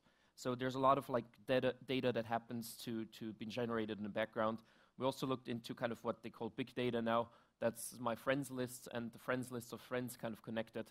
And from that, you can kind of see a lot of your personal relationships. That's like my university, schools, friend groups. I was, for example, instead of going to the military in Austria, I went to the Red Cross and was driving an ambulance basically for a year, and that's all the friends from there, and they all put that into their profile. I never put it online, but you can still kind of calculate these things. And if you use stuff like that, you can really go into this whole big data thing quite well, as Wolfie described before. So I kind of did that first. And from that on, I was called by a couple of journalists about the Snowden case and was asked if there's anything you can do actually under European Union law against mass surveillance. And that kind of started the now kind of famous Safe Harbor case. Just a minute on the facts. Basically, what was interesting is on most surveillance cases, we just have conspiracy theories. We don't really know what they do. And in this case, because of Snowden, we actually knew that there are certain companies that participate in it. We had them like all over these slides. You even have dates where you know, okay, Facebook was hooked up to the system at this and that date. So it was very precise compared to the general mass surveillance debate that we had. What was interesting to me were the reactions in the European Union, or in general in Europe, is we had like demonstrations where people kind of complained about it, and we had the European Parliament making resolutions, and we had the European Commission issuing statements, and we had Angela Merkel getting all upset about her phone, and we had like all this kind of, you know, bullshit going on. Everybody knew this is not going to go anywhere. And I was thinking, after the journalist called me, is there any legal way to really kind of push something in that direction? So what we did is basically, the legal argument in the case was really interesting because it was very, very simple. If I'm that Austrian Facebook user, I have a contract with Facebook Ireland. Side note, a lot of things in Europe, we oftentimes debate it's all these US companies. Actually, if you look at the law, most of them are mainly European companies. For example, Facebook has 82% of its worldwide users, so anybody in China, South America, I don't know where, all operated out of Ireland. Only 18% of their users are operated out of California. It's only people in Canada and the US. So most of these companies are actually like European companies. So if my data, I have a contract with the Irish company, my data then goes to Facebook US where it's actually processed. And the interesting thing is that under European law, you can only send data to another country if they provide what we call adequate protection. And my basic argument in that whole case was, there is PRISM, there is mass surveillance. Mass surveillance is probably not what they meant by adequate protection. Very simple claim, and that was basically the story of how that thing came up. What was interesting from a strategic approach is we really looked at the fact that we now have the NSA in this case and what they call electronic communication service providers in the US, that's this shorthand. So we basically have public-private surveillance situations where the private companies scoop up the whole data and, as we pretty much heard from Wolfie and others before, and then we have the public side basically pulling the data out of this. Second thing, what is kind of interesting is that these companies are now subject to different laws. Like under US law, they have to do mass surveillance. Under European law, that's prohibited. So they're kind of in between these two chairs. The next thing that's kind of interesting is that EU law regulates these third country transfers, so we could actually have a hook to do something about it. And what's interesting in Europe as well is that EU law has to be interpreted in the light of, that's the Charter of Fundamental Rights, so kind of the Bill of Rights of the European Union, the fundamental rights that we have in the European Union, and the European Convention of Human Rights, which is a document that goes even further than the European Union. So we can actually have all these daily data transfers that we do interpreted in the light of our fundamental rights, which is very strong compared to the US, where a lot of these things are not possible. And we kind of took all these elements and mixed that together to have a nice little procedure. The procedure started out at this wonderful little office. That's the Irish Data Protection Commissioner. And that's in Port Arlington. It's 5,000 people. Takes you about half an hour to an hour on the train ride to get there. And then you're instead in front of this. This is a supermarket here. And this is then the Irish Data Protection Commissioner. And to be fair, they have a staircase up here, and that's their office. You see that little fan up here. That's where they are. When we started with the procedure, they had 20 people, none of whom was a lawyer, and none of whom was a technician. And they were meant to enforce privacy on Google, Facebook, LinkedIn. Pretty much half of the internet is in Ireland. The other half is in Luxembourg, where you have a similar office. And that's one of the fundamental problems we have in privacy right now in Europe is we do have all these wonderful laws, but this is basically the enforcement we have. To be fair, they now have double the staff. They got a new office because this picture went all over the media internationally. And if you want to get anything done in Ireland, shame them into the ground, and then they feel bad, and then they change stuff. So the ministry in Ireland actually put out the press release talking about the new office being a Victorian, wonderful, pretty office. And it basically, the whole press release said, the DPC is not in a shithole anymore. And so the problem is they're still kind of the same people. The question is, does the new house actually change anything about their enforcement culture? I doubt it, but anyways. What was interesting is when we came up with that case, the Irish DPC actually went on national radio in Ireland and said that actually this mass surveillance is all true. So that's the quote, "I don't think it will come as much of a surprise that in fact US intelligence services do have access from US companies." So he basically acknowledged that this mass surveillance is happening. However, he said that my legal argument that this may not be adequate protection is either frivolous and vexatious. I love the word. I love to be frivolous and vexatious. Or that they only may investigate things, but they don't have to investigate complaints, which is wrong. Like under Irish law, they have to investigate each complaint they get. Or a combination thereof, or indeed any other relevant legal basis, was the reason that they didn't investigate my complaint. And that went on like for months. That's like the final letter I got. I changed that into a Who Wants to Be a Millionaire? So that's kind of the reasons, if you go to the Irish DPC, why you're turned down. It's either that shoal means may, that you're frivolous and vexatious, a combination of A and B, or any other reason. And that's the reality if you come up with complaints in Europe right now. That was the response in Ireland. Basically, they said that the facts are just like they are, but that my argument is frivolous and vexatious, and that Safe Harbor, actually this agreement that we had, has foreseen mass surveillance, so that the European Union has seen that there's going to be a mass surveillance law in 2008 when it decided over Safe Harbor in 2000. That was basically the argument by the Irish DPC. They kind of looked into a little glass bowl and saw, oh, in 8 years there's going to be mass surveillance in the US, and we fully agree with it. Luxembourg, where we filed the complaints, were kind of funny too, is they said that there is not enough evidence for the participation of Microsoft and Skype in any of this surveillance. And the argument was that the DPC of Luxembourg is limited to investigate within the territory of Luxembourg. And that's a very small territory. So if anything happens outside of that territory, they can really not do anything about it. I was really sending them emails like, this is all online, you can download it, but if you have, if you can't download the internet, I'm happily downloading it for you and send it via mail or something. But they weren't too impressed. And Germany is still investigating until today. That was Yahoo that was in Germany. So that was the responses we got from different DPAs. So we ran with the Irish one because they didn't dispute the facts, and the hardest thing to do in mass surveillance cases is to talk about facts. So we wanted to talk about law, so we went with the Irish, and the Irish court sent us actually right to the European Court of Justice. And that was rather interesting. The Court of Justice put out a couple of findings. Back to the Court of Justice probably. It was very interesting because at the hearing at the Court of Justice, none of the bigger member states of the European Union showed up. Only the UK showed up as a bigger member state. All the member states like Germany that cried over mass surveillance over and over again were all not in court. And I asked later in Germany, for example, why no one showed up. And they said, yeah, we didn't really want to interfere with the transatlantic partnership. So we whine a lot in the media, but when it really comes to the court, we rather don't go there. And there was actually a pretty good reason for that, because the hearing was on Tuesday. On a Monday, I got text messages from people saying, guess who's just calling us up and who's calling my boss? It's like, who? The US embassy in our country is calling up my boss that we should change our position on all of this. And I was on Tuesday, the actual hearing day, I was in the court, and a guy from the US mission, that's the kind of embassy to the European Union, came up. And I knew that he's from the mission, and he was like asking me if I'm the plaintiff, and I was like, yes, I'm the plaintiff, blah, blah, blah. And so I was like, so are you done calling up everybody? And I was kind of asking him flat in his face, and like within the diplomats, you just don't do that. And so he kind of stared at me, was like, oh my God, he's asking me like this. And I was like, yeah, we have to really kind of push our interests here and stuff. And then he told me that they only figured out about the court hearing on Friday night.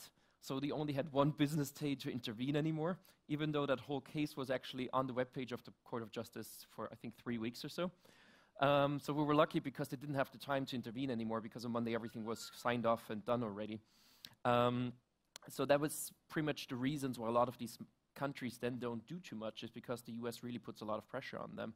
And I wouldn't have thought about it. I thought that's more kind of this, the US is anywhere kind of conspiracy thing. But in reality, it really turned up that way. That was kind of interesting.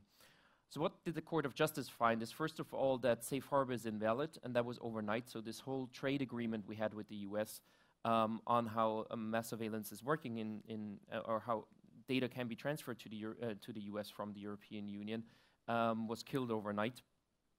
And there are two things that were really interesting that the Court of Justice said. Is, first of all, they said that mass surveillance violates the essence of your fundamental right to privacy in Article 7 of the Charter of Fundamental Rights, and it violated the legal redress the lack of legal redress, so that there's no court to go to in the US as a European citizen, violated the essence of Article 47, which is basically your right to a fair trial. And for the non-lawyers in the room, I talk a lot about law because I was told there are a lot of lawyers in the room. Basically, for the non-lawyers or the people that are not too involved with EU data, with EU fundamental rights, basically, if you have a fundamental right, you either have no interference with the right, so no interference with your right to privacy, or, and that's typically what you have, is you have to check proportionality, if it's proportionate enough to interfere with your right to privacy, considering the aim you pursue. So, for example, data retention, when they kept all the metadata of all the phone calls and so on, they said it's basically disproportionate, but they never said it violates the essence, and that's kind of the worst thing that can happen. That's basically saying that the violation of a right is so heavy and so crazy that no matter what you do, it will always be illegal. So even if you can theoretically save 1 million people by using that data, you could still not do it because it's too much of an interference with your fundamental right. And the interesting thing is that in our case, the Court of Justice has for the first time found that there was a violation of an essence of a fundamental right at all. They haven't found that before, and that was the case on mass surveillance in the US. The couple of other things that they found, most notably, they said that any other country has to find that we transfer data to has to have essentially equivalent data protection. There have to be effective detection and supervision mechanisms, and there has to be legal redress in line with Article 47. So there has to be a court to go to and complain and so on. Now, the really interesting thing is, this is a much higher standard than most member states, most of the European Union member states provide for their own people. And that was incredibly interesting, because the interesting thing is the Court of Justice, or the European Union in general, doesn't have jurisdiction over the national security of member states. So if the UK does crazy stuff, the European Court of Justice can't do anything about it, because according to the European Union treaties, they don't have any jurisdiction over national surveillance. However, they do have jurisdiction over the national security of third countries, like the US. So we were in this awkward situation that the Court of Justice could actually talk about mass surveillance, considering a third country, but it couldn't say anything about, let's say, the UK or France or whatever. So that was kind of a really interesting thing that got a lot of people kind of crazy. But it is kind of, it's important to have these judgments in Europe anyways, because whenever we have cases in member states, they will look at that and implement it hopefully in their own country as well.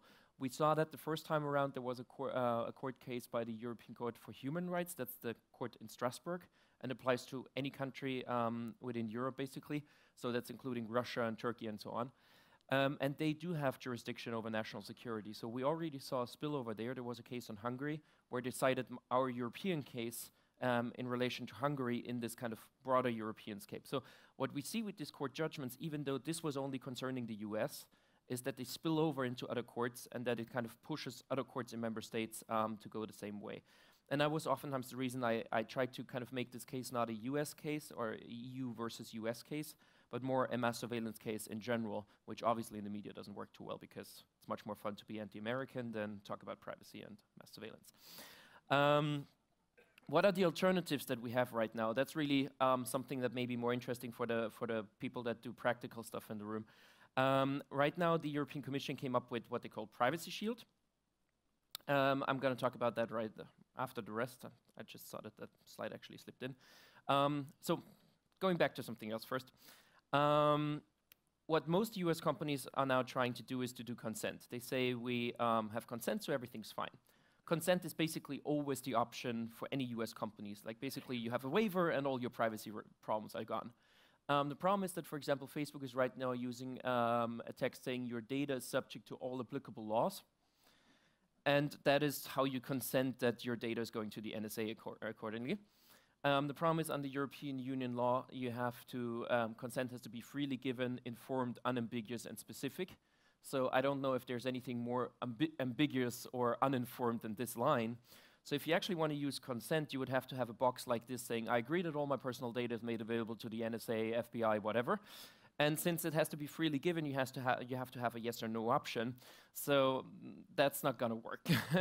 Especially considering that under US law, there are so-called gag orders, so that these companies are not allowed to talk about the fact that they hand on data to the NSA.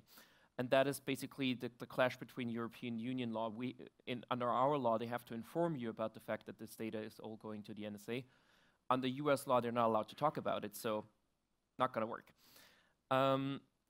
There are a couple of exceptions under the law that if you deal with it in practice, I think you can use most of them for the typical data transfers. So if really like an airline has to send data to the US, if a hotel booking has to go there. So there's still exceptions under the law that you can still use. There is interesting thing that a lot of people use now is what they call standard contractual clauses. That's kind of the surveillance system. And the transfer system that they use right now. The problem is Article 4 of the standard contractual clauses do have a paragraph saying that you cannot use them if there's conflicting national law. So what does European Union law do generally? They say you can't send data to any other kind of country unless you can guarantee that there's privacy protection there. So basically we built a bubble around the European Union saying we know we have privacy protection here.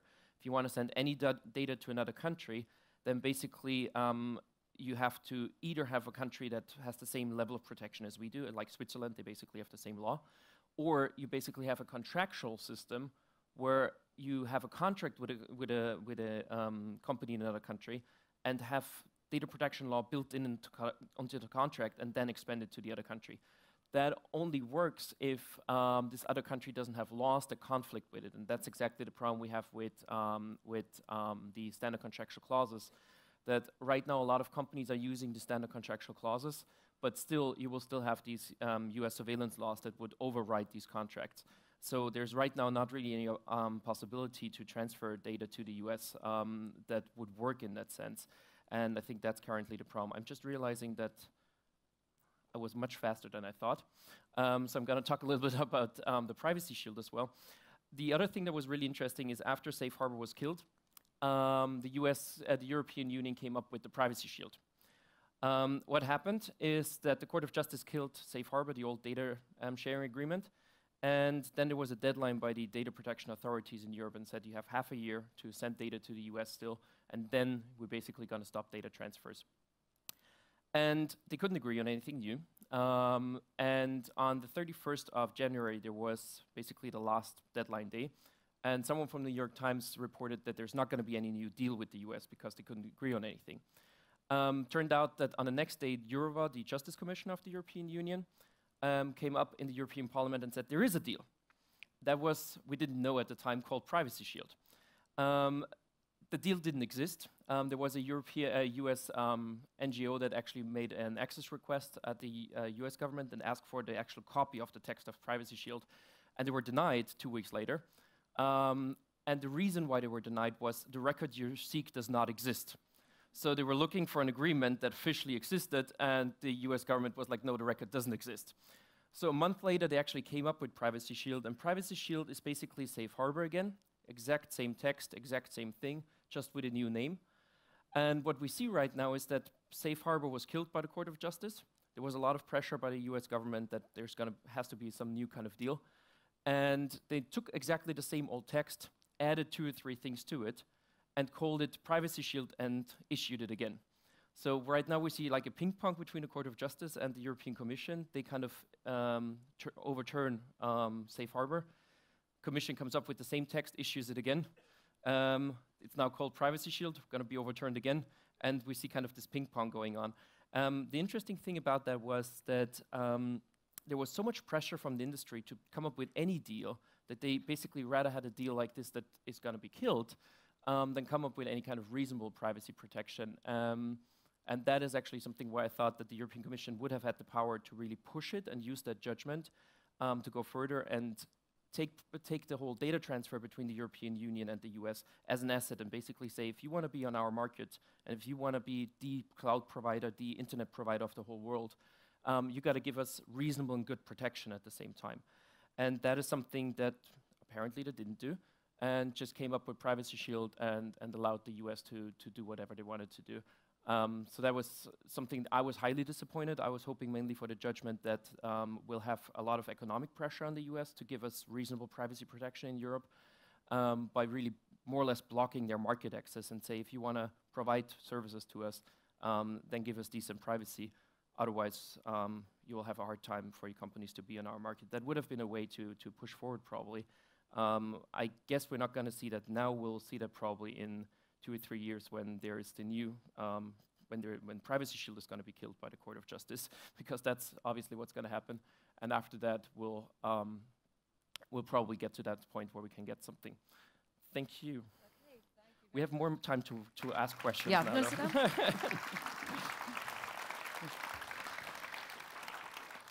Okay, well, I had in big, huge block letters all over this saying, tell Max to speak slowly, because he does tend to get very excited because it is such an exciting topic.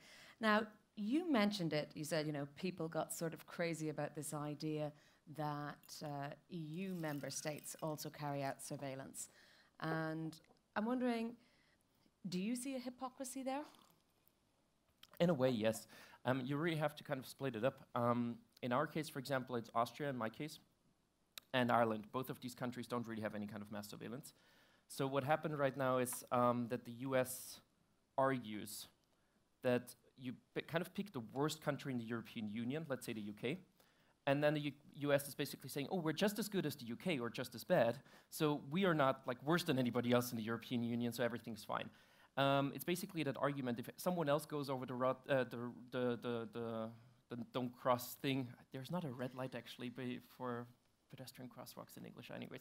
So if someone else goes over the red light, then you can do the same thing too.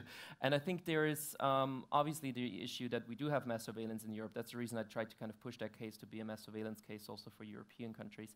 But you can't really make that argument. You can't make the argument that if someone else does something illegal, you're allowed to do it as well. And that's basically what that argument boils down to, I think. And on how much of the sort of evidence or revelations from Edward Snowden did the Court of Justice rely? Because do we take all that at face value or not? That is interesting because under the European Union law, it's the member states court that actually determines the facts. So it was the Irish court that we went through that determined the facts on Safe Harbor or on Snowden's revelations. And they were very strong. Like the court in Ireland basically said there's mass surveillance, it's crazy, and so on. I think they went actually a little bit too far. But still, what we did in the case is that we tried to stay on very abstract level. So, for example, under the US is, for example, very opaque about what data usage actually means. So they say we target people, we collect data, but that doesn't mean that we use it, even though we target and collect. And so they have a lot of kind of weird definitions of what that actually means. And we didn't really get into that because we made the main argument under European Union law, you're already protected if someone else has to make data available.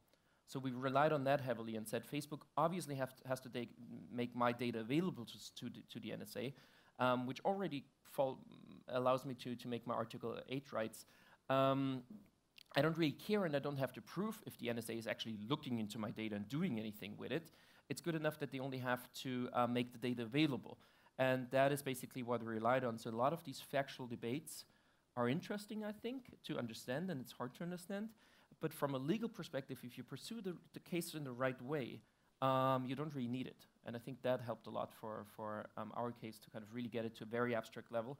And EU law is so broad, and European fundamental rights are so broad and so wise in a way, that a lot of these issues are really irrelevant. A huge issue, for example, in the US is standing. So in the US, you can't go to court unless you can actually prove that they use your data in a way, blah, blah, blah, blah, blah, blah, blah. And there is no way anybody can prove that. There is a couple of really Supreme Court cases, and all of these mass surveillance cases in the US were killed by the courts because they said you have to prove that your actual data is used in that filter, which obviously you can't, and otherwise you can't bring a case. And EU law is much nicer, or the general European Union law is that it says only the fact that there is a law that allows interference with your rights is already sufficient that you have standing and can challenge it. So a lot of these things are really nice in Europe to challenge stuff. And that was interesting because there was a lot of kind of backlash from the a lot of push from the US also, because US privacy NGOs then realized that actually in Europe you can bring cases that they tried to bring over and over again in the US and didn't succeed because of the restrictive law there.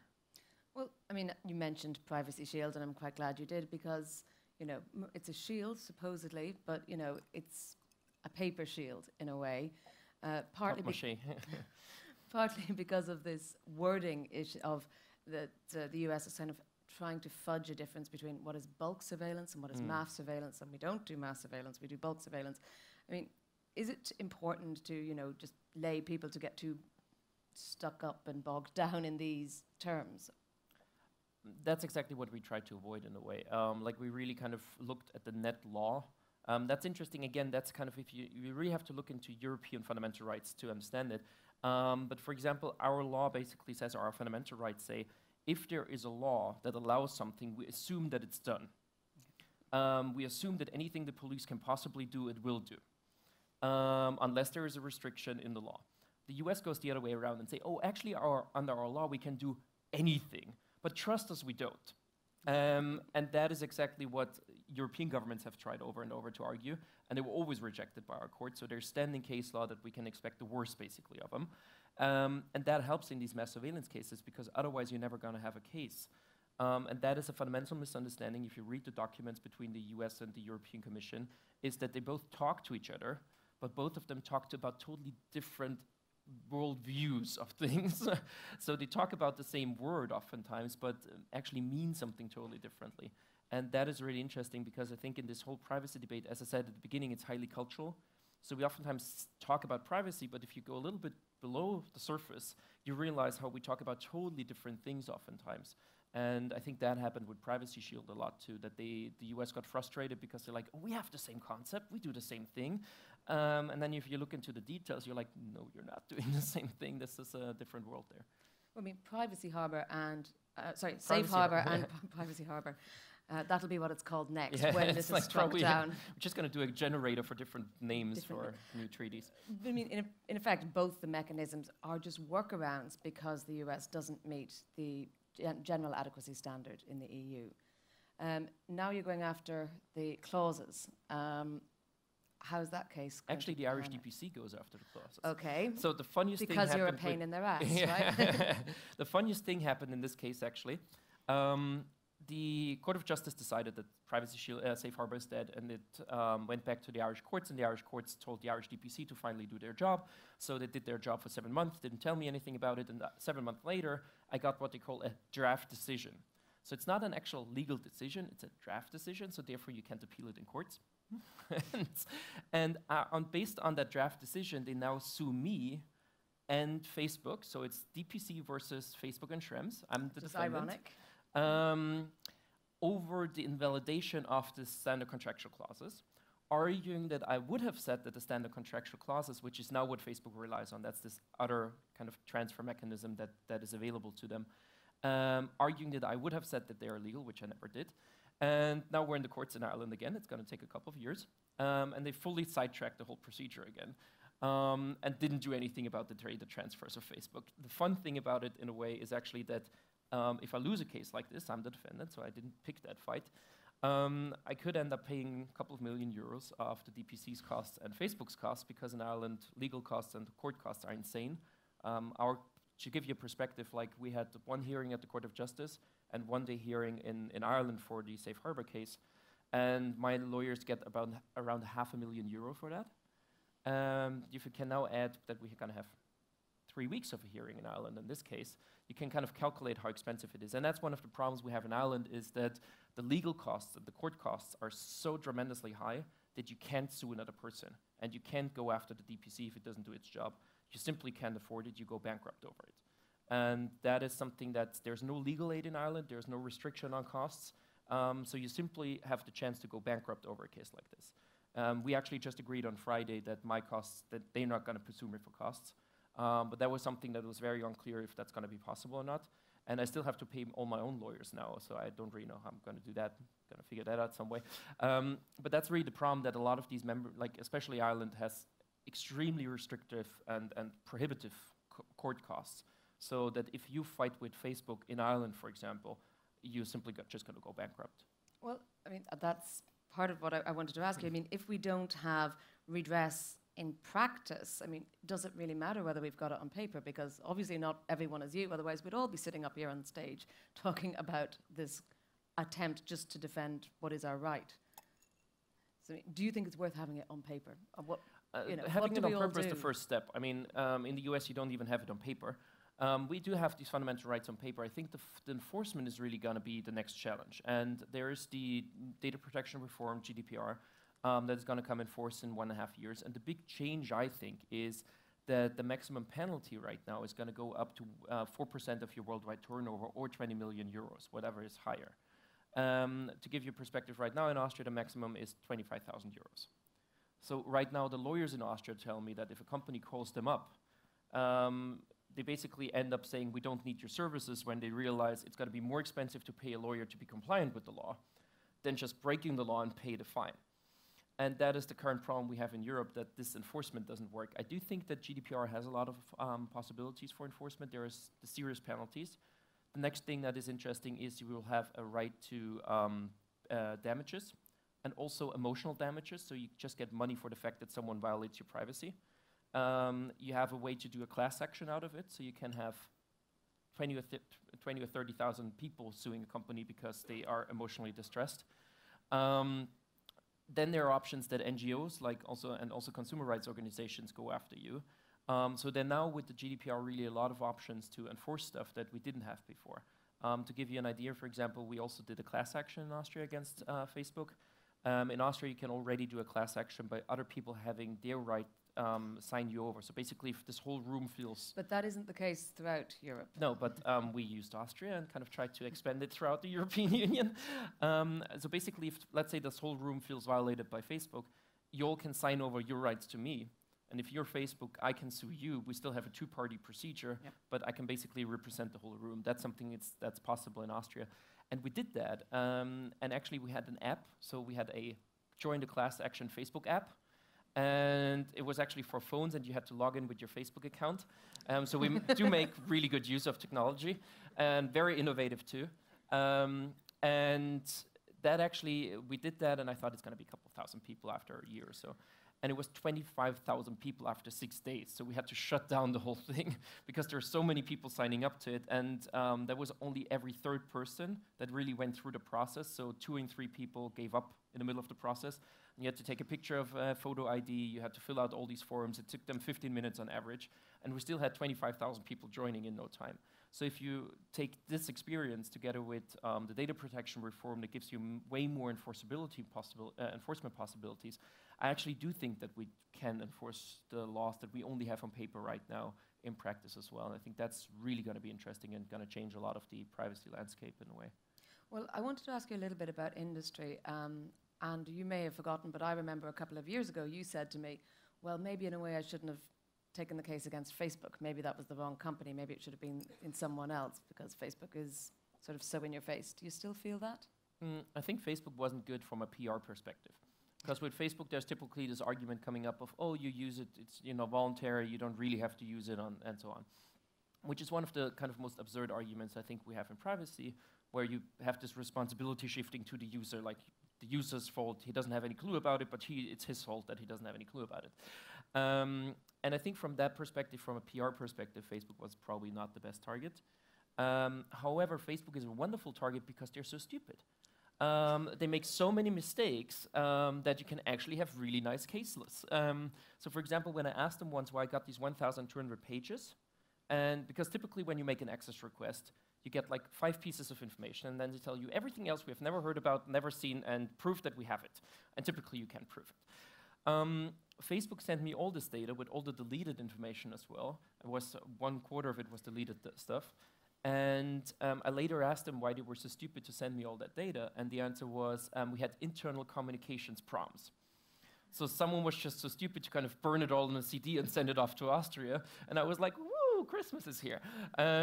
So that's stuff where Facebook is really probably a good target in that respect, because they, at the time when we started, I think they only had 1 legal person in Ireland that did anything from contract law to employment and whatever, and a little bit of privacy on the side too. So they were just absolutely not prepared for someone knocking on their door and be like, poke, poke, what's wrong here? I think that was probably, from that perspective, was a good target. Well, okay, I'm checking my Twitter feed, and I feel a bit bad for telling everyone to use this kind of one... I said that in the break before. It's like we talk about open stuff and so on, and we tell everybody that they have to use Twitter.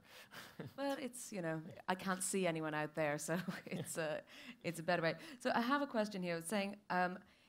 does anything change in the end between recipient and the company if your cases are successful? Recipient in what sense? I'm guessing the recipient of the data, possibly third-party data transfers. They're talking about whereby Facebook or someone will take the information they have and give it on to another I think the fundamental problem we right now have is this clash of US law with European Union fundamental rights. So no matter what kind of mechanism you put in between, EU law basically says no mass surveillance, and US says mass surveillance. So no matter what kind of thing you put in between here, if it's called privacy shield, safe harbor, standard contractual clauses, binding corporate rules, whatever you want to use, this clash is inherently going to be there. So I don't really think if you have cases where your recipient in the US falls under any kind of these mass surveillance laws, I think that's the relevant point. You are pretty much going to be out of luck. This doesn't apply, however, to all industries. That's exactly what I meant when I said, you know, if you are a hotel booking platform and you send your data to a hotel in the US, this is not falling under any, typically, not 100% guaranteed, but typically not falling under any kind of these mass surveillance laws. So in these cases, you're good, even probably with Privacy Shield or so. However, if you outsource your data to the typical cloud storage or the cloud provider or whatever, they all are falling under these mass surveillance laws. So I don't think there's any way right now as a European company to safely and securely, from a legal perspective, send your data to the US, which is unfortunate. That was my hope that we get something like that. The problem is right now I can only kind of point the finger at the problem. I can't really, the solution is up to politics. And so far I'm not the world leader, so I'm not going to be able to solve that. Probably could run for president in the US, it seems like. Yeah. It seems like anyone can do that. Oh, but I'm not a US, like I'm not born in the US, damn it. They're going to ask for my long-form birth certificate, I guess. Which I'm sure they already have. Maybe. But let me ask you then about data localization, which is, you know, this buzz phrase. I mean, simply sort of put, storing data of European citizens in European data centers, data servers in, you know, in Scandinavia, in Ireland, in Germany. We see a lot of development in that. Do you think that might be a solution, just wall garden, ring fence? Unfortunately, probably that's a solution right now. It's not really a solution that appeals to me a lot. First of all, I think we need data localization for other reasons anyways, like just the load times and stuff like that you're not going to have if your data is somewhere in California. The big issue is not really where your data is located, but where you have access to the data. So, for example, there is a Microsoft solution in Germany where the thing is that only the German telecom has the keys, and even though it's a Microsoft product, Microsoft doesn't have access to the data.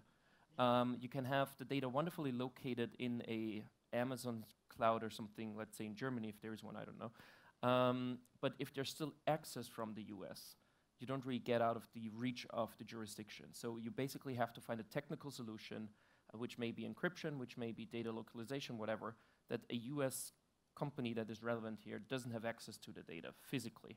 And only in that case you can actually have a very good case, and basically you're legal fully. Anything else right now doesn't really help you much, because let's say you even have data localization in Germany, as I said, it's still a US provider. They may put in the contract that they don't hand over the data, but if there's someone in the US knocking on the door saying this is the court order, you have to, you're out of luck and your contract is basically void then. So I think this is really a level where you need technical solutions basically to be 100% sure. However, that works for your outsourcing if you're like a local company or so. The big problem is stuff like Facebook. I still want to communicate with my Facebook friends in the US. How do you have a worldwide system where everybody can communicate with each other without falling under all of these jurisdictions at the same time? So I think that is something where we don't really have a solution yet. And we can't all go offline. You're still on Facebook. Yeah, unfortunately. Okay, thank you very much. Thank you, Max. And give him a big round of applause, please.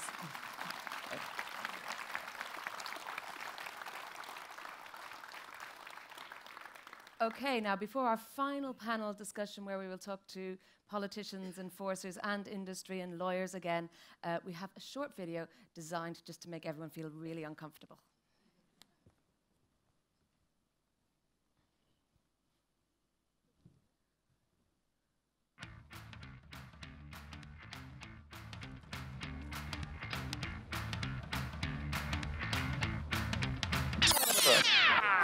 Kjæresten min. Er det kjæresten din? Ja, hvordan har du fått tak i oss?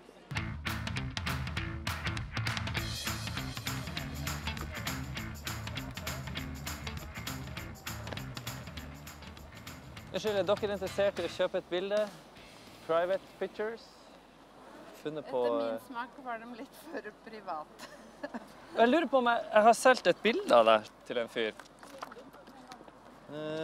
Have you used the app? Kan du bare ta bildet som jeg sender da? Det hadde vært greit hvis jeg hadde hatt et bilde av dere. Og solgt det videre. Alle krysser jo av på den der at de har lest den der vilkårgreia. Ja, det har jeg gjort. Vi har voksne, vi har barn, vi har i alle aldre, private bilder.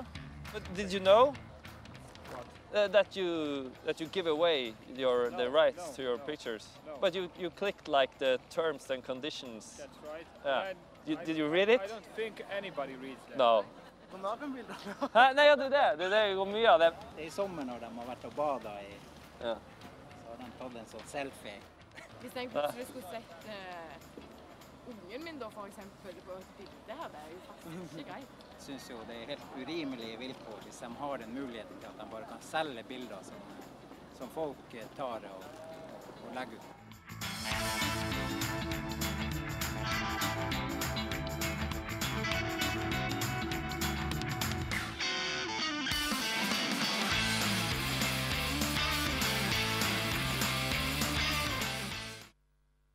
Okay, and all those people did agree to be in that video. We didn't just show it without asking them. So now we are going to get the whole spectrum of views, hopefully in one good discussion. So if I could ask our last panelists to come up.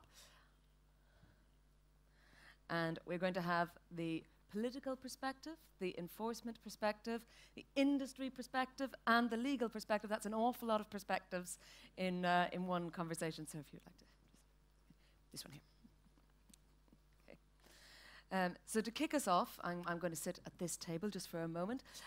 This is the politicians' table. Thank you very much. And we have Paul and Torstein.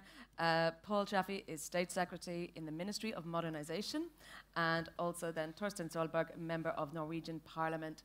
And Paul, you used to work with one of the industry associations, so you kind of... I want to start just by getting your first reaction to everything you've heard today so far. Very interesting, because one of the things about a job like this too is that you don't get the chance always to sit at a seminar for a couple of hours and learn about these things. So it's been a very good listen, and with all the international speakers too. We've got some speakers. We're a small country, so often we listen to the same people at different conferences, but there we've got a lot of new voices. So a bit scary, quite a bit,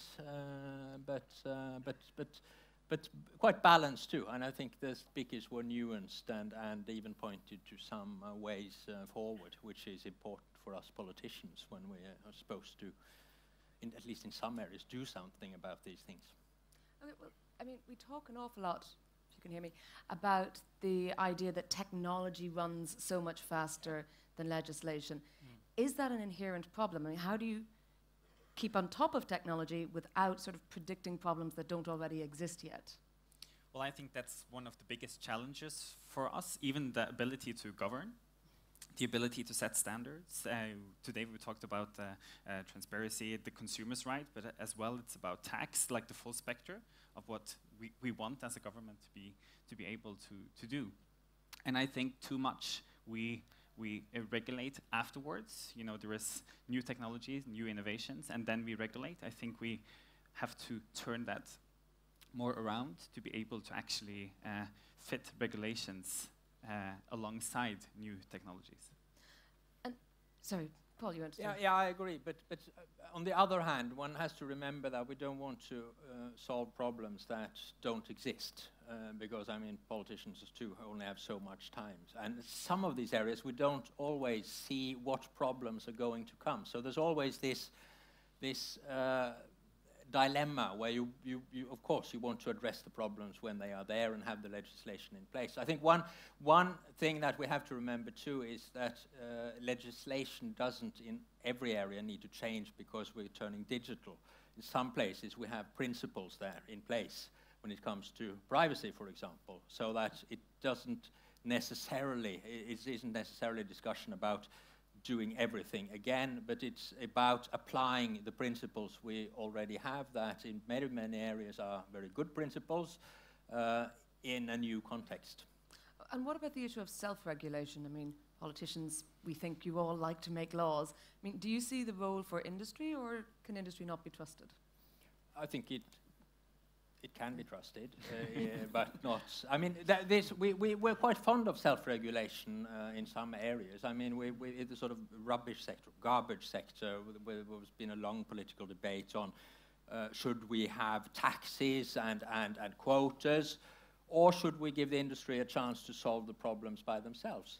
And in many areas that happens. You kind of have a landscape where the players are able to talk together. Probably more complicated here. We've heard about sort of the global platforms and the differences between European and US legislation. But at least on the European level, I think a combination of legislation and industry cooperation might work very well. Well, I'm a social democrat, so of course I think that the market should be regulated at some sense, and you can't trust everyone. And I think, for me at least, the lesson learned today is the need for government as well to regulate. I think it won't happen on itself, and I think in addition to the things happening in the European Union, I think Norway can play an important role in pushing towards new regulations. I think Norway has a good place to actually try out new regulations. Since we're outside the European Union, we're a high-tech, high-knowledge country, small population, and the possibility for us to actually test out new regulations, being both a small population with that high technology, could put us in the forefront of making these new regulations. And when I talk about regulations, even being a social democrat, it's not on only stopping new innovations. I think, as I said before, it could run alongside new innovations and new trends. So regulations doesn't mean that we stop development. Well, one of the questions that came up, quite a few people asked online, was dealing with third-party countries, as we call them, so countries outside of the EU. How do you work with that in terms of Norwegian law, EU law, and then do you use international trade agreements, for example, as a mechanism? Well, we're part of the EU in this area, and I think the Data Protection Agency can talk more about how they're very active, and I think proactive in some areas, showing other countries what we've been doing for a long time. But what one can say perhaps is that we're members of the EU, but we've decided not to have the vote in the EU and take part in the decision making. In this area and in many others, the challenges are clearly so global, international, that it would be very difficult for a very small country to go in a completely different direction from others. And it was mentioned here just recently that there in some ways perhaps are two different worldviews when it comes to the right to be anonymous, privacy issues, who you can share information with. And I think this is important for European companies too. I mean, we've talked a lot about the privacy issues here. It's also a competition issue. I mean, we have these big platforms. You might get a kind of winner-takes-all situation, and we wouldn't like a situation where winner-takes-all in a situation where we don't respect the principles, the rights of the citizens, the consumers, and so on. So there are several areas that come together here. One of the challenges, of course, is that we want all the advantages from the digital economy too. We like that things are free. We like that things are linked together so that we can get information that's relevant to us, and kind of regulating in the right areas. I think we're both in favor of regulation. We have to regulate the areas where it makes sense to have politicians to make laws and legislation in areas where that makes sense, and have industry regulate itself where that makes sense. I mean, we focus a lot on the US as this third country. Is that a mistake? I mean, there's China, there's Far East, there's the whole rest of the world. There are so many things happening that I think there is even the possibility that we get a bit lazy. And I even see that a bit in the Norwegian debate, because there are so many things happening in the EU. And of course, we can have a long argument if we're in and out, but I think it even gets the Norwegian debate a bit lazy, because we see all these processes happening within the union that in a way affects us as well. And that's my argument, that Norway as well needs to play a role, and the possibility we actually have to be one of the global leaders in making these new kinds of regulations, and especially in what the last part of your discussion with Max was as well, on how to enable the enforcement, because of course the regulations, the laws needs to be there, but I think the enforcement part is going to be the big X factor, the most challenging part in the way forward.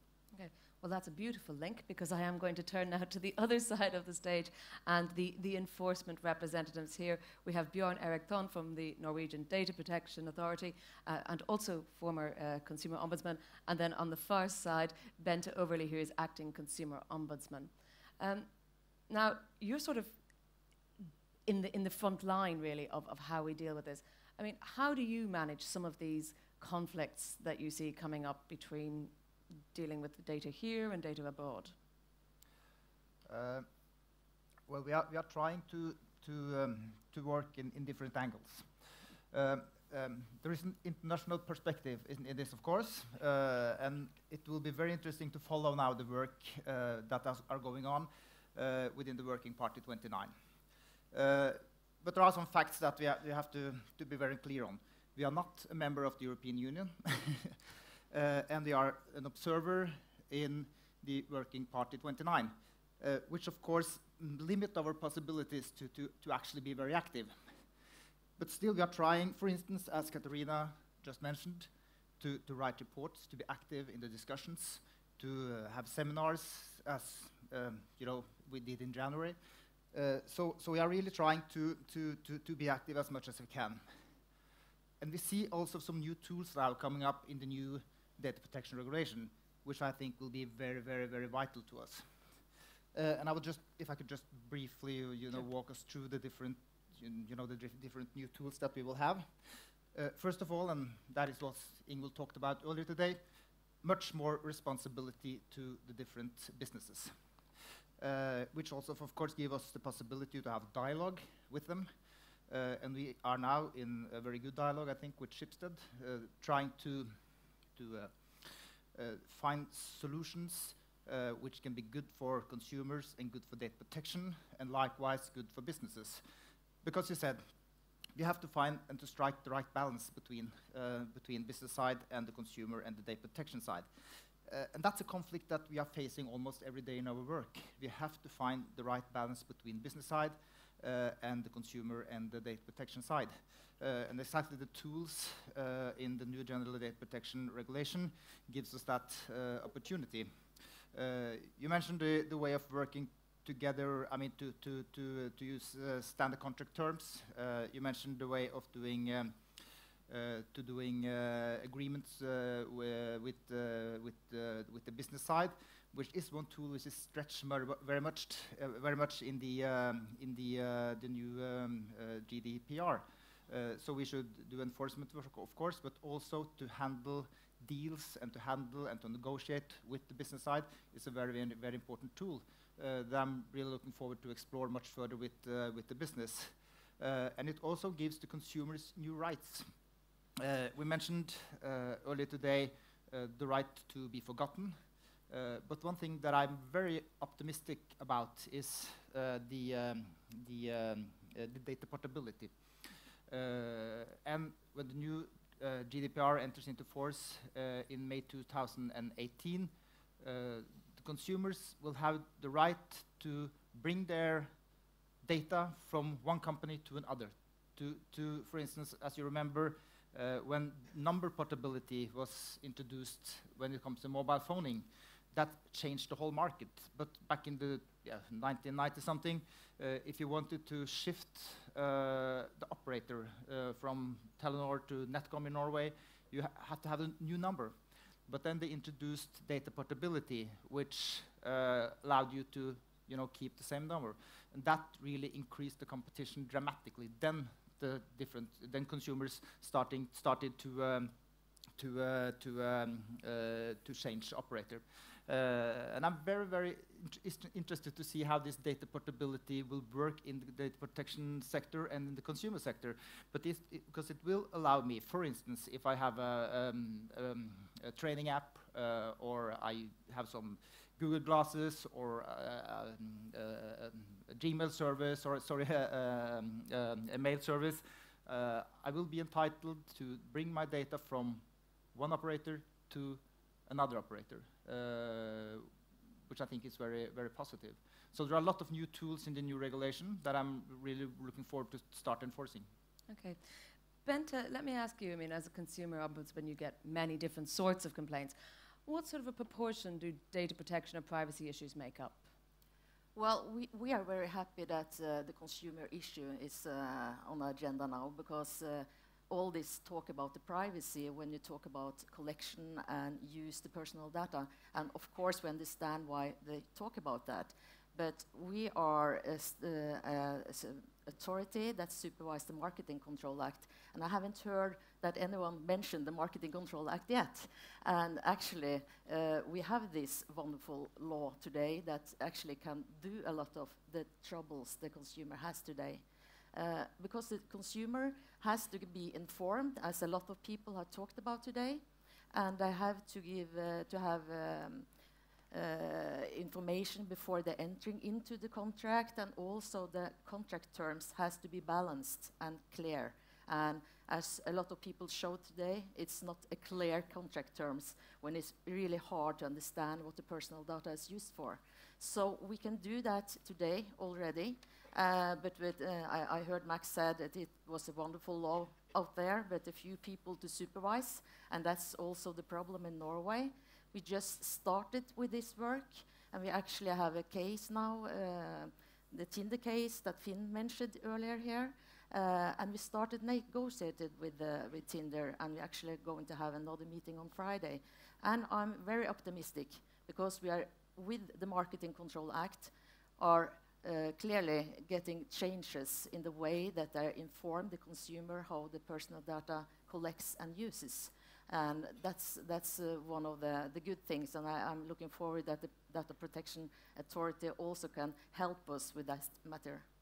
Yeah.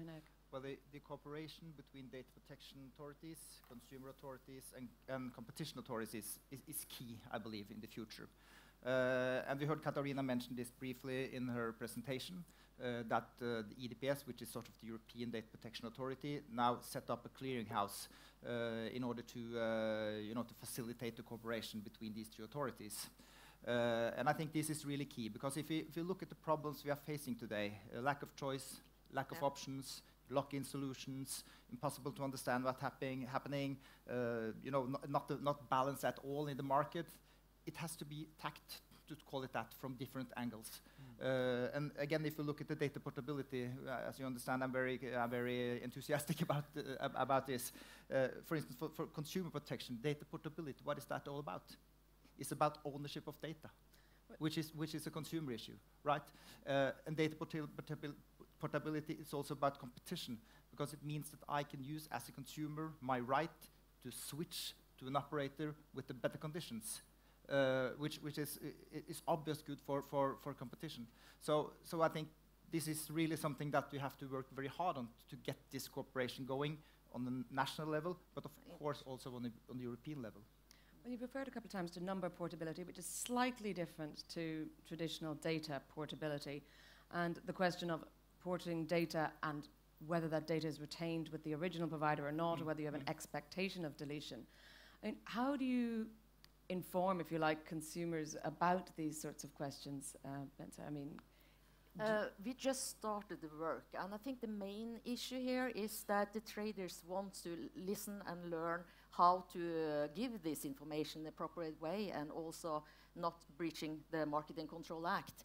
So we started to have a conversation with the Nordic colleagues, and we also had this international meeting with over 60 nations, and Bjørn Erik and Finn also was invited there to talk about this problem, just to try to make some principles so we can make a guidelines maybe for the traders so they know how to address this. And then they have, of course, have to give the information to the consumers in a sufficient way. It has to be easy reading, not so many words, and it has to be clear. And you cannot make terms that you try to build a term that says everything I want to do in the future I will do, because that's not clear and that's prohibited. Well, you mentioned Tinder case, there's also the Runkeeper case, of course, and we'll talk to Finn about that in a little minute. But I wonder, what sort of capabilities do you have for cases on your own initiative? Are you always waiting for consumers to complain to you, or do you take monitoring and you spot a problem and bring cases yourselves to either the DPA or the Ombudsman? I mean, we are working in several different ways. I mean, I would like to say that we are really enthusiastic about the work done by both Max and also the Consumer Council, which I don't think is something that all DPAs in Europe will say. I think some DPAs will say that consumer organizations and Mark Schrems is a pain in the ass. But I really think that we need someone to kick our ass and to kick on our leg. Because, I mean, we don't have the competence in every sector. We are a state governmental body, and we should monitor the law. We do, of course, take up on cases on our own, but we can't only do that. We need someone that can really push us forward. But that's only one way of working, because data protection is not about activism. It's part of it, but it's not about activism. It's also about dialogue. It's about working with different sectors. It's about trying to promote the principles of data protection by design. It's about giving advice to the citizens. So there's a lot of different tools that we have to use and that we are using. But I don't know. Most cases that we are handling every year comes from individual consumers, I believe. But in addition, we carry out around 70, 80 online or offline inspections towards companies, which is mostly based on the risk-based approach. Okay, Bente. We don't need to wait for the complaints. We can also do the same as the Data Protection Office. But we use these cases to stress the problems, because now we see that this is not a problem only for Tinder or the fitness apps. This is a general problem. That's why we bring it to the Nordic level and to the international level and try to discuss some principles, because we want to avoid that people feel that I have to go to court. We salute Max that did it, but we think it's very necessary that the enforcement authorities actually do the work for all the consumers. You don't have to go to court if we do our job. But then again, as he said, it's too few people to supervise, and with 28 people at the office. I think it will be very nice if the data protection and the consumer organization together could have projects on this, and that's why we already have this dialogue with the Data Protection Agency, and we try to work together to make this happen. But of course, it's hard, and it's hard to do this in Norway alone. Okay, well, I want now to bring in Ingvild, whom you've already heard from, and Jon Wessel Aas, who's a privacy lawyer and partner at Bing Hood & Elland. And first, let me ask you, Jon, I mean, can consumers really take companies to court in an easy way, or do we all have to be Max Schrems? Well, I think as if we stick to the European context, as Max said, procedural law varies greatly in the European countries. I think we have laws in Norway, as far as that's interesting, a small country, which are more similar to what he explains in Austria. So there is quite some possibility for a number of consumers to join forces, making it cheaper to go to court. And of course, we're in a European context, so like Max also said, a very important observation with the difference between this side of the Atlantic and the other.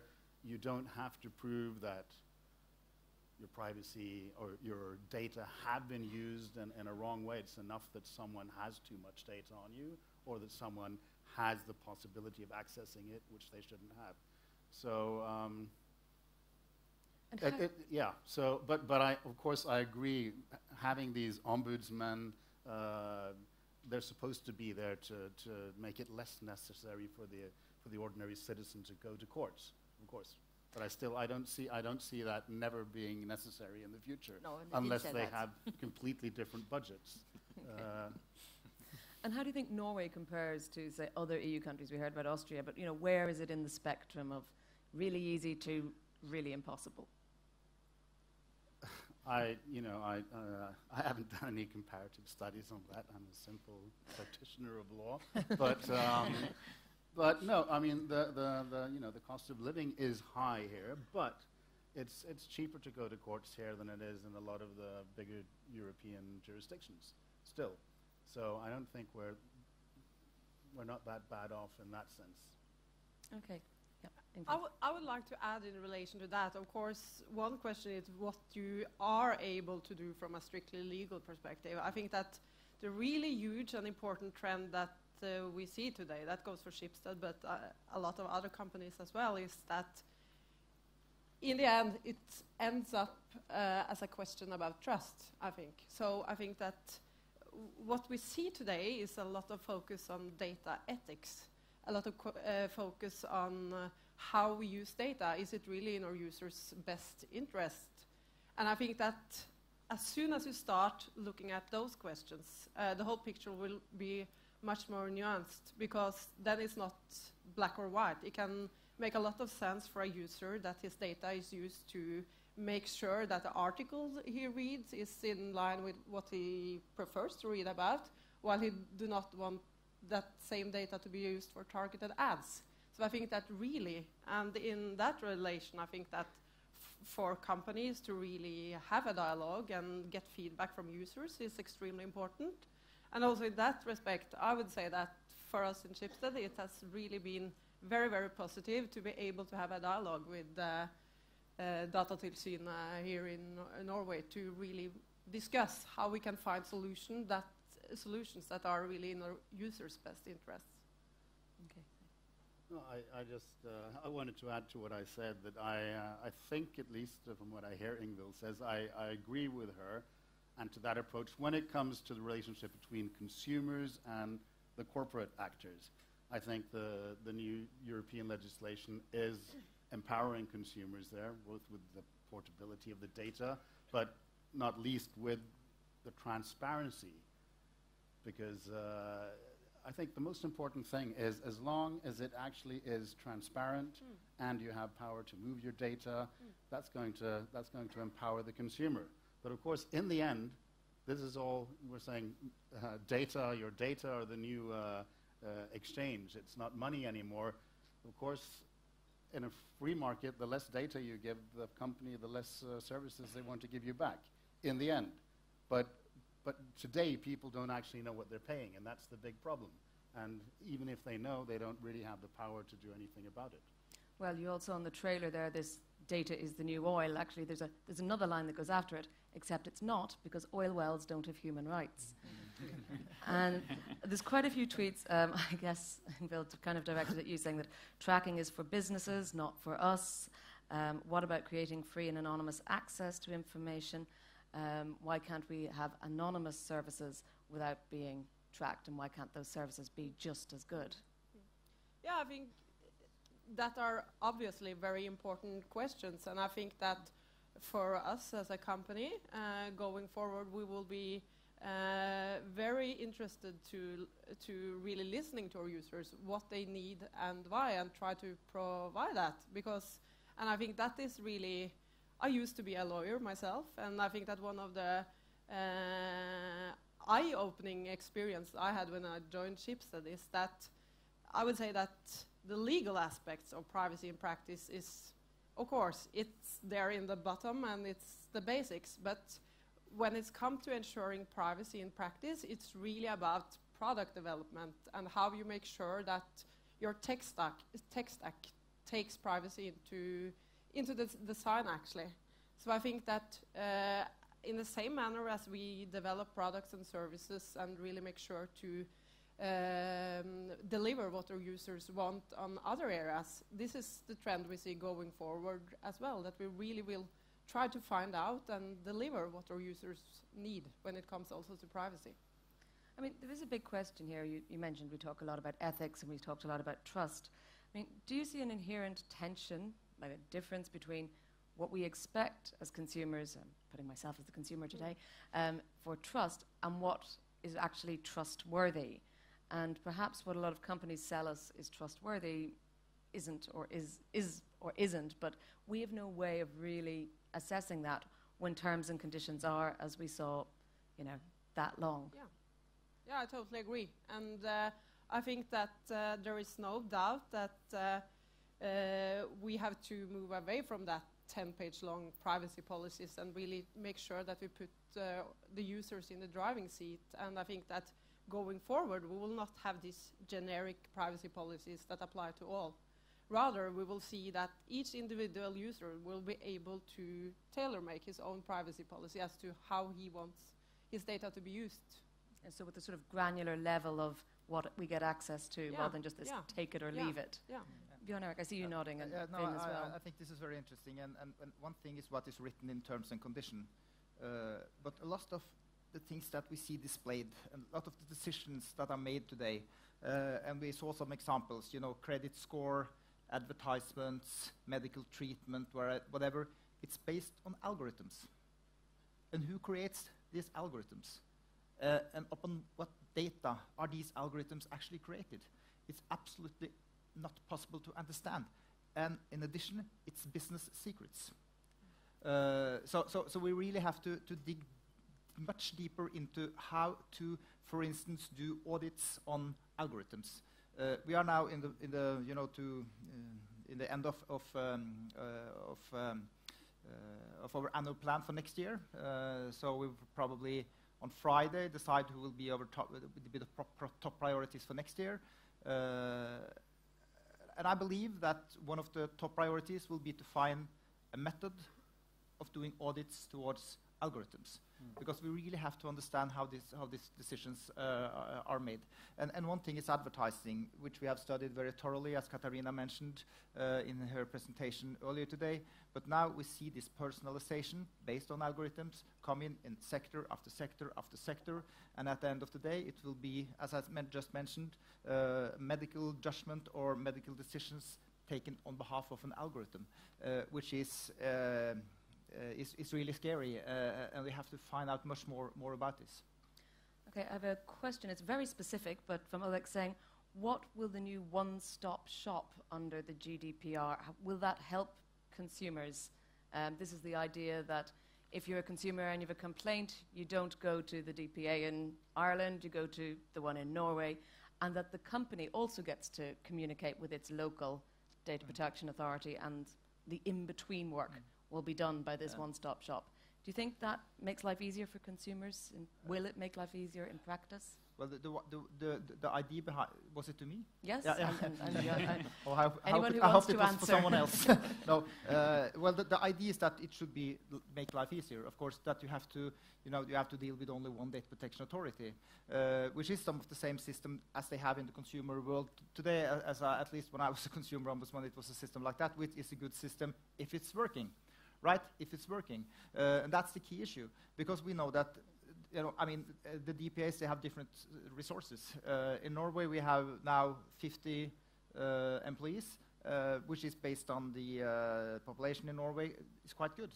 And we got extra resources, thanks to the government, to work with the European Data Protection Regulation, which also is a good thing. But we know that in some countries, the resource situation is not that good at all. And we heard Max say about the Irish DPA. I mean, I could not talk too much about that for obvious reasons. But if a DPA are reluctant to start handling cases, for instance, it's deeply problematic. So this system is just as good as it gets. But I think we have to find ways of working together, maybe to support, for instance, by giving away personnel to DPAs, which, will end up with handling a lot of these cases. But I agree, and I like the idea that you should deal with only one DPA. Yeah. Well, I mean, you've mentioned resources, so perhaps, I can ask the politicians, if you make a law, how far do you think about what resources are needed to enforce it?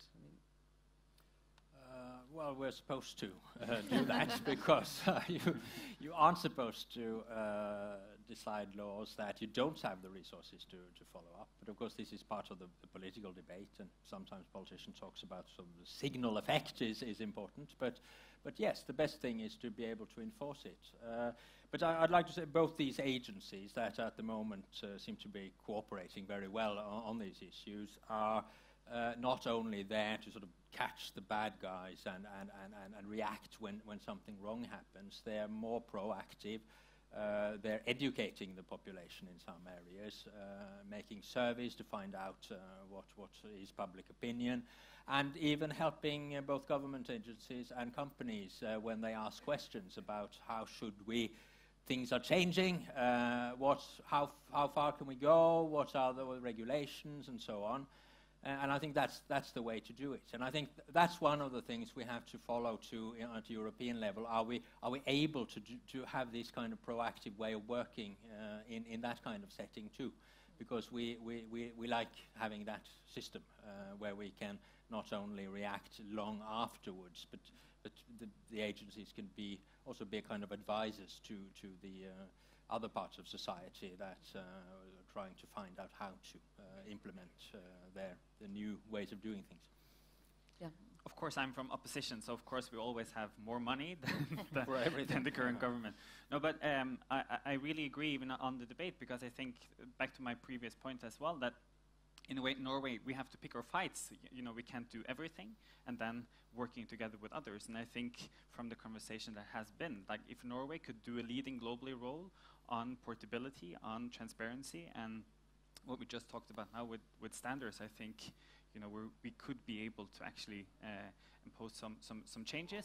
And as well, we could learn from others that do this in a good way. And what was just talked about here, I know that Great Britain has been doing for financial technology. You know, London is a big hub for financial technologies, and they developed, institutionalized even within their financial agency, something called a fintech sandbox, which enables a technology company that has a new idea for a trading application, as an example, to actually test how their new idea, how their technology or their company fits within current regulations, and even discuss with agencies if it fits, how they should reorganize themselves, either to fit within regulations, or even that regulations should change to enable this new technology. So back to my previous point, I think that we, as governments as well, should be more forward-lent and try to even change regulations alongside the new technologies. Well, from what I'm hearing today, I think Norway has more to teach than to learn, really. I live in Belgium and I'm from Ireland, so you don't want to go there. So, Ingvild, you've got an international perspective, I know. Yeah, and I think that regardless of exactly how one-stop shop will work out in practice, I think that both from a user perspective and also from a company perspective, operating as a multinational company, I think that it's extremely important to have a European common effort on privacy, because when we are online, there is not really national borders anymore, and to make sure that we have the same standards and requirements across Europe, I think that is extremely important. And I think that it's only when Europe stand together also that we will be able to enforce these new requirements against the US and other international tech giants, as is one of the really goals with the GDPRs as well. So, yeah. I thought it's time to be a little bit of a party pooper, because we're sort of talking about everything's becoming so fantastic now. Sorry, with a new EU regulation, one stop. But, you know, the fact is, and it's good, but we have to do more. Because this regulation, for those who are non-lawyers, will substitute a directive today, and the directive doesn't demand full harmonization in the member states, so you have different rules in different countries. This new harmonization law is actually not fully harmonizing. I think another lawyer here in Norway counted that there were 46 exceptions where the national member states could deviate from this regulation. And we know what happens when you can make exceptions. You're going to get a lot of different regulations, and you're going to get one stop with the agencies which have the least resources to do their job, and maybe the legislation is the most lenient for the corporate entities. So we're not really going to get into the end here. And second of all, we haven't talked about the other part, the government surveillance bit. I just want to say I agree with Max. I mean, the privacy shield with a little bit of sort of makeup is just safe harbor on new pieces of paper. And it's naive to believe that we could get a safe harbor agreement which is fully compatible with the Court of Justice judgment, because in effect that would mean that the American government would have to guarantee European citizens better privacy protection in the States than they guarantee to their own citizens. Now that, of course, is not going to happen, or at least it's not going to happen overnight. So we're fooling ourselves a little bit here. And again, we have governments doing a lot of the similar things in Europe, as was also already mentioned, with strategic surveillance of foreign communications crossing the borders, which of course captures national communication too. You can't distinguish. And these foreign intelligence agencies are doing this across each other's borders and exchanging information on each other's citizens, which they're not allowed to collect of their own citizens within their own borders. So we unfortunately have a very long way to go still. I think you're right. I was at a privacy conference in Washington earlier this year, and the response was hypocrisy, hypocrisy. They kept shouting at the European panelists. But the privacy activists there were saying, yay, you're fighting for American rights as well. So there's two sides of that disappointing coin. There's still a way to go. That's okay. Finn, I've left you out on the end because I've been wanting you to have a few questions to everyone. Okay, no, I mean, I think there's been a lot of really interesting points there, and I agree to a lot of it. And I think one thing that really strikes me from what's been said here is the need for transparency. And this is really not transparency from the consumer side, it's definitely more transparency from the industry. Just as an example, there is a website called Your Online Choices, which was developed by the digital marketing industry a few years ago to give users or consumers the ability to say no to targeted advertising. The only problem was that with that website, so you could go in, you click, I don't want this. The thing is, you get the impression that you're turning off the tracking, but you're really not turning off the tracking. You're only turning off the ads. So the tracking is still going on. And that's one of the major challenges with most of the digital services today. You can turn off interest-based advertising, but you can't really turn off the tracking. The same with Facebook, the same with Google. So we really need to have real choice, and I think that came up many times here. And I think that we should turn a model on its head. I know it's not completely possible, but in food labeling, for example, you can look at the label on a product and see what chemicals does it contain. You will even get a warning if it's a dangerous chemical. You have in many areas, you have very good labeling, and I'm not saying we should have more labels in the digital field, but maybe we could try to do something where in the chemicals regulation in the European Union, you have something called REACH. And it's basically the companies have to prove, this is the basic gist of it, have to prove that the product or the chemical they're using is not toxic. What if we did the same in the digital field, where business models had to prove that they were not toxic, or prove that they were not unethical, prove that they were not discriminating consumers? I think that would be very interesting. And I think that that's the sort of transparency we need from the industry, because when I speak to industry representatives on an individual basis, I get a really good impression. They're all trying to do their best. They're all trying to have ethical choices. But I get the impression that on each level, there is a level of feeling, oh, this is not really my responsibility, because if I don't give the customers what they want, they will go to someone else. And so there's a need for transparency from the industry. And I think Schibsted has shown us today that it is possible to have a different way. But I would love to see more industry actors saying, this is our business model, this is how it works, these are the categories that we put consumers into. It was revealed by the Washington Post, for example, that Facebook has more than 1,000 categories of where they put us all into boxes. I would love to see that full list, and I would love it to be posted by Facebook and not been done by people like us who have to investigate and spend all our time doing this. So I think the burden of proof needs to be shifted in a much larger extent than today. And another very practical thing that I would love to, what they have already challenged Google on, and we should challenge Apple as well. When you download an app, you get this sort of 10 seconds or 5 seconds, which sort of access do you give to your phone? Oh, do you want to give your contacts? Do you want to give your location data, et cetera, et cetera, et cetera? What if, and we've asked Google about this, what if we could also say, we self-declare that we are not going to change our terms without notifying the users. We will delete your data if you stop using the service. Very, very simple, and this is basically just abiding by the law. But that way we could benchmark, and the industry could say, well, we're going to follow. We're going to get a green light if we say yes to all those points. So there are definitely things where I think the consumer should relax and not do more. It's the industry that really needs to do more. And I do feel in the room that there is some sort of consensus about that. And I think it's really, really important that the industry is stepping up. Because as mentioned, we're going to have trust is really important. We're going to have 50+ billion devices online in the next few years in the revolution called the Internet of Things. Devices are going to be in your home. They're going to be on your body. They're going to be everywhere.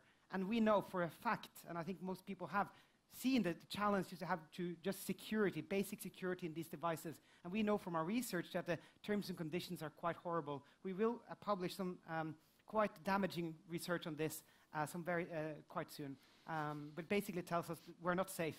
And we're definitely not having our consumer rights respected. Well, I mean, this actually has come up a little bit on Twitter, asking about saying whether privacy as a commercial case might be something. Now, in this room, everyone has turned out today because they care about it. But I mean, to everyone on the panel, are we a minority? Does the average consumer really want to pay for better privacy or better data protection? I mean, because if they do, then surely that's a great business model. Yeah, and I think that is obviously one question. And I think I would go even further, and I would say that things that we are exploring now is how we can really let the users benefit from their own data. For instance, what you mentioned, Finn, about showing insights. We could show them insights that they will not get elsewhere. We could really give them opportunity to learn about themselves.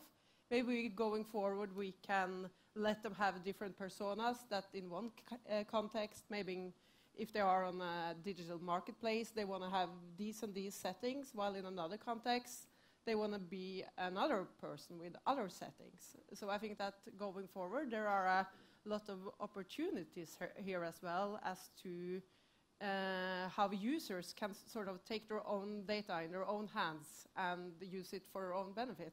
Well, I was kind of trying to get at a slightly the opposite point, which is maybe we don't want tailored solutions. Maybe I'm happy just with the generic product there, and I would rather have that than pay with my data. So now, both of you wanted to come in on this. Well, I think for now there is a high level of trust. So, and the question is if the companies continue, let's say, exploiting the current level of trust, I think it will turn. So the question basically is if you want to be in the forefront and actually shift the burden of proof. I really agree on what Finn said on that. And then there needs to be a greater balance that the companies as well more heavily say that what they want to give back in a way, how they're going to use the data and what's in it for the consumer. So I think it's really important to have that debate now, because if we wait too long, I think the level of trust will change. Yeah, just a short comment, because both these agencies have made surveys and asked people, and what I remember from them is that majority say they are concerned, and it grows a bit if you have some international scandal or some data getting out. But when they're asked, are you so concerned you want to pay for a different service, they answer no.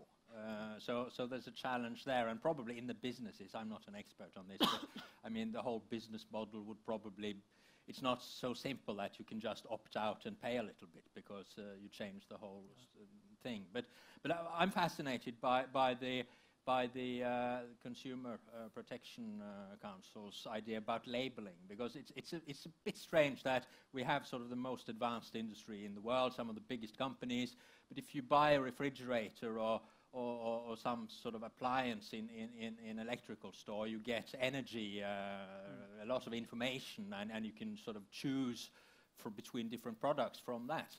For some reason, we haven't been able to get the labeling scheme right in this area, and I think if you could simplify that, make it easier for consumers, you would probably get a more healthy competition that also is a competition on privacy. Okay, and of course I do want to take the issue of paying for privacy isn't a great idea either, because then you have a two-tier world where those who can afford it can afford privacy and the rest are second-class citizens and have no data protection. And Bente afterwards as well. Well, we talked about payment already, and we have done some research on this, and monetary payment, that's not very popular among consumers. But I believe that if consumers have a choice between two companies, one with transparent services, good information, they would choose that instead of one with less transparency and less consumer choice. I think there is an advantage for companies to actually be open with what they are actually doing with the data. But we did a survey that was presented, was that in January or January last year? I can't remember, but that doesn't matter. Asking whether consumers wanted targeted or randomized advertisement. And I've always lived with the idea, because so many people have told me that people really want targeted advertising. They want advertising about what they are really interested in. But our findings was that 75% of the population or the consumer actually wanted randomized and not targeted advertising, which I think is very interesting. So probably at one point, the personalization is tipping over to be creepy. Yep. But when that is happening, it's very, very hard to tell. And the great thing about some of these companies, the things that they are doing so wisely, is that they are pushing the borders step by step, right? They are going step by step. So if we woke up today with Facebook as it is today, it would have been an outcry, and every data protection authority in Europe would try to ban it, right? But looking back 10 years or 8 years or whatever when Facebook started, it was such a different thing. But they have taken step by step, and then we are ending up in a situation like we are today, where everyone is accepting the way it is, because they have done it in a very wise way, I have to say. Only one small word about labeling. I think labeling could be, or privacy seals or whatever, could be one way forward, but that is not the magic wand. I mean, in which sector have we really seen a successful label? We have seen it in environmental labeling, the green swan, as it's called in the Nordic countries. But in a lot of sectors, we have seen failures in the labeling or the privacy seal. So we should be very, very careful for about that. And we can end up with a jungle of labels. Mm-hmm. If you go into a shop in America, you will see 10 environmental labels on diapers, for instance, which is absolutely totally useless. Okay, yeah. I totally agree with Bjørn Erik on that one about the labeling, because from the Consumer Ombudsman's point of view, we have a lot of work to do if we are going to check all the labeling, if it's capable to actually do what the labeling says. You have to have criteria, and you have to have an organization that follow up, and it's going to be a lot of marketing and bad problems about that. But about the payment, I think it's a main key that we have to address to all the traders, that you actually pay.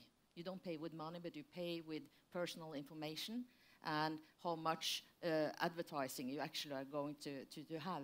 And if you are, the traders say you have to cope with this, and you have to say yes or no to agreement, because you know it's for free. It's actually not for free, and that's one of the key issues for the Consumer Ombudsman's office. It's not for free, you pay for, and therefore you have all these consumer protection rules, and we have to make sure that you actually get this protection. about the labeling. I mean, I understand your point, but today we have the labeling, which is called terms and conditions, which are much worse, which requires much more work to check. So for me, it's not an either-or thing, but by forcing the companies to say yes or no to very basic legal questions, will you change your terms without giving notice, is a first step. And of course, we will have to continue our work on enforcement sort of dealing with this. But what we need, I think, more as well is cooperation between universities who do research. Like we done on our AppFail research, we cooperated with Sintef. Now we cooperate with a company called Bouvet, which are experts on sort of analyzing data flows. But it's extremely time-consuming and costly to do this. And obviously, in AppFail, we only check 20 services, right? Yes. We're doing Internet of Things research now. We checked 2 weeks ago, we filed a complaint against 4 fitness wearables. You know, this is just a tip of the iceberg. So, of course, we need to do more of this, but we need to also shift the balance of power back to where the industry needs to prove themselves that, you know, what we're doing is okay. So I think labeling is one way, but definitely, I completely agree, not the only way. And then I have a challenge to our politicians, because one thing we did this summer, we checked websites of Norwegian municipalities, kommuner, and we discovered that 20 of them, much more, had loads of trackers on their websites. And you can imagine when, for example, we had Blue Kai, we had Datalogics, these huge American data brokers, were on the websites of Norwegian municipalities. And that's quite problematic, because when you click, for example, on social services, it could be child protection services, these companies are basically notified. We didn't make a big deal out of it, but we published a study. We notified some of the municipalities, and they've improved their services. But what was really clear to us is that public procurement has a challenge where I think actually we could make a big difference.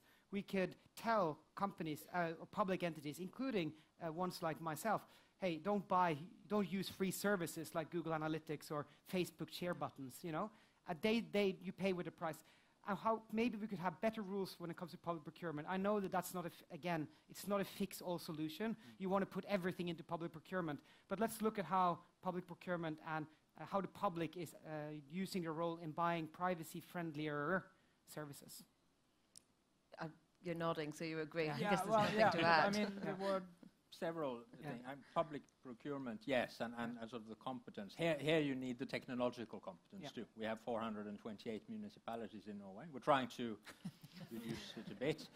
But they are all making their own decisions on their web pages. So this is probably an area where someone perhaps hasn't told them the consequences of what they're doing. So if you can help us inform them, perhaps we can do something about that. Okay, there we go. On the point of the municipalities, which is his ministry's responsibility, and this big debate, I happen to know, because I was part of a report commissioned by another ministry, found out that Norwegian municipalities, the place where they are actually communicating with the population now, is no longer their official website, it's their Facebook pages. So in this big debate, talking about freedom to choose which services you want to use, if your local municipality tells you, in effect, you have to go on Facebook to find out what's happening in your local municipality, that's another way of giving people less choice of switching to another service than Facebook. And there's lots of reasons why people aren't switching to other services than Facebook today, but this sort of consolidates the power of companies like Facebook. So I just thought that was a little digression on that. It's a very cheery thought. Sorry, Bjorn Erik. Just briefly on municipalities. We have carried out over the last 2-3 years, I will guess, between 30 and 40 inspections towards municipalities. And we find problems with internal control systems, lack of overview of what data you're actually handling, no risk assessments, lack of information. So every time we carry out an audit in municipalities, we more or less know what we are going to find. And the sector has not been able either to grasp this and to really do something about it. But then we hear they are saying back to us, but nothing is happening. you are coming to us and you are checking the documents. Okay, maybe there is a lack of internal control system. Maybe we don't have the right papers and the right reports, but nothing is going wrong. But what we see now is that things are starting to go wrong. I think we have now handled 6 or 7 or maybe even 8 cases towards municipalities that has actually put sensitive information on their website due to the lack of internal control system and risk assessments, which I think is very important, because we see that also in many other sectors, also in the private sector when we are carrying out inspections, because we often check the documents. You know, do you have the right documents? Are the employees aware of the policies, etc.? But we don't necessarily dig deeper, mainly because of resources. But now we see in the municipal sectors that they are actually starting to do wrong things, and things are starting to go wrong because of the lack of the internal control system. And based on the new GDPR, it will cost a lot more money to do violations like this than it is today, where we can, I think the enforcement charge is on max 100,000 euros. Okay. Well, it's 3 o'clock, so I'm going to, instead of asking the panelists, I'm going to put my last question today to the audience again. I asked you all at the beginning who felt that it was a bit creepy. Now I'm going to ask who's optimistic about the future for change. So if you're optimistic, put your hands up. If not, okay, not that many. Okay, so I'll finish with a joke then. There's 2 guys sitting in a bar, and a beautiful woman walks in, and one guy says to the other, "Oh, I really like her." And he says, "Oh, well, I know lots about her. She likes yellow roses. She travels to work on the bus, so you could bump into her there. Oh, white wine is her favorite drink." And the guy goes, "This is wonderful. I'm really in with a chance. I'm going to go and talk to her. What's her name?" And the other guy goes, "I can't tell you that. That's personal data." Thank you very much, everyone. And I hope you will be more optimistic and chatting about this afterwards.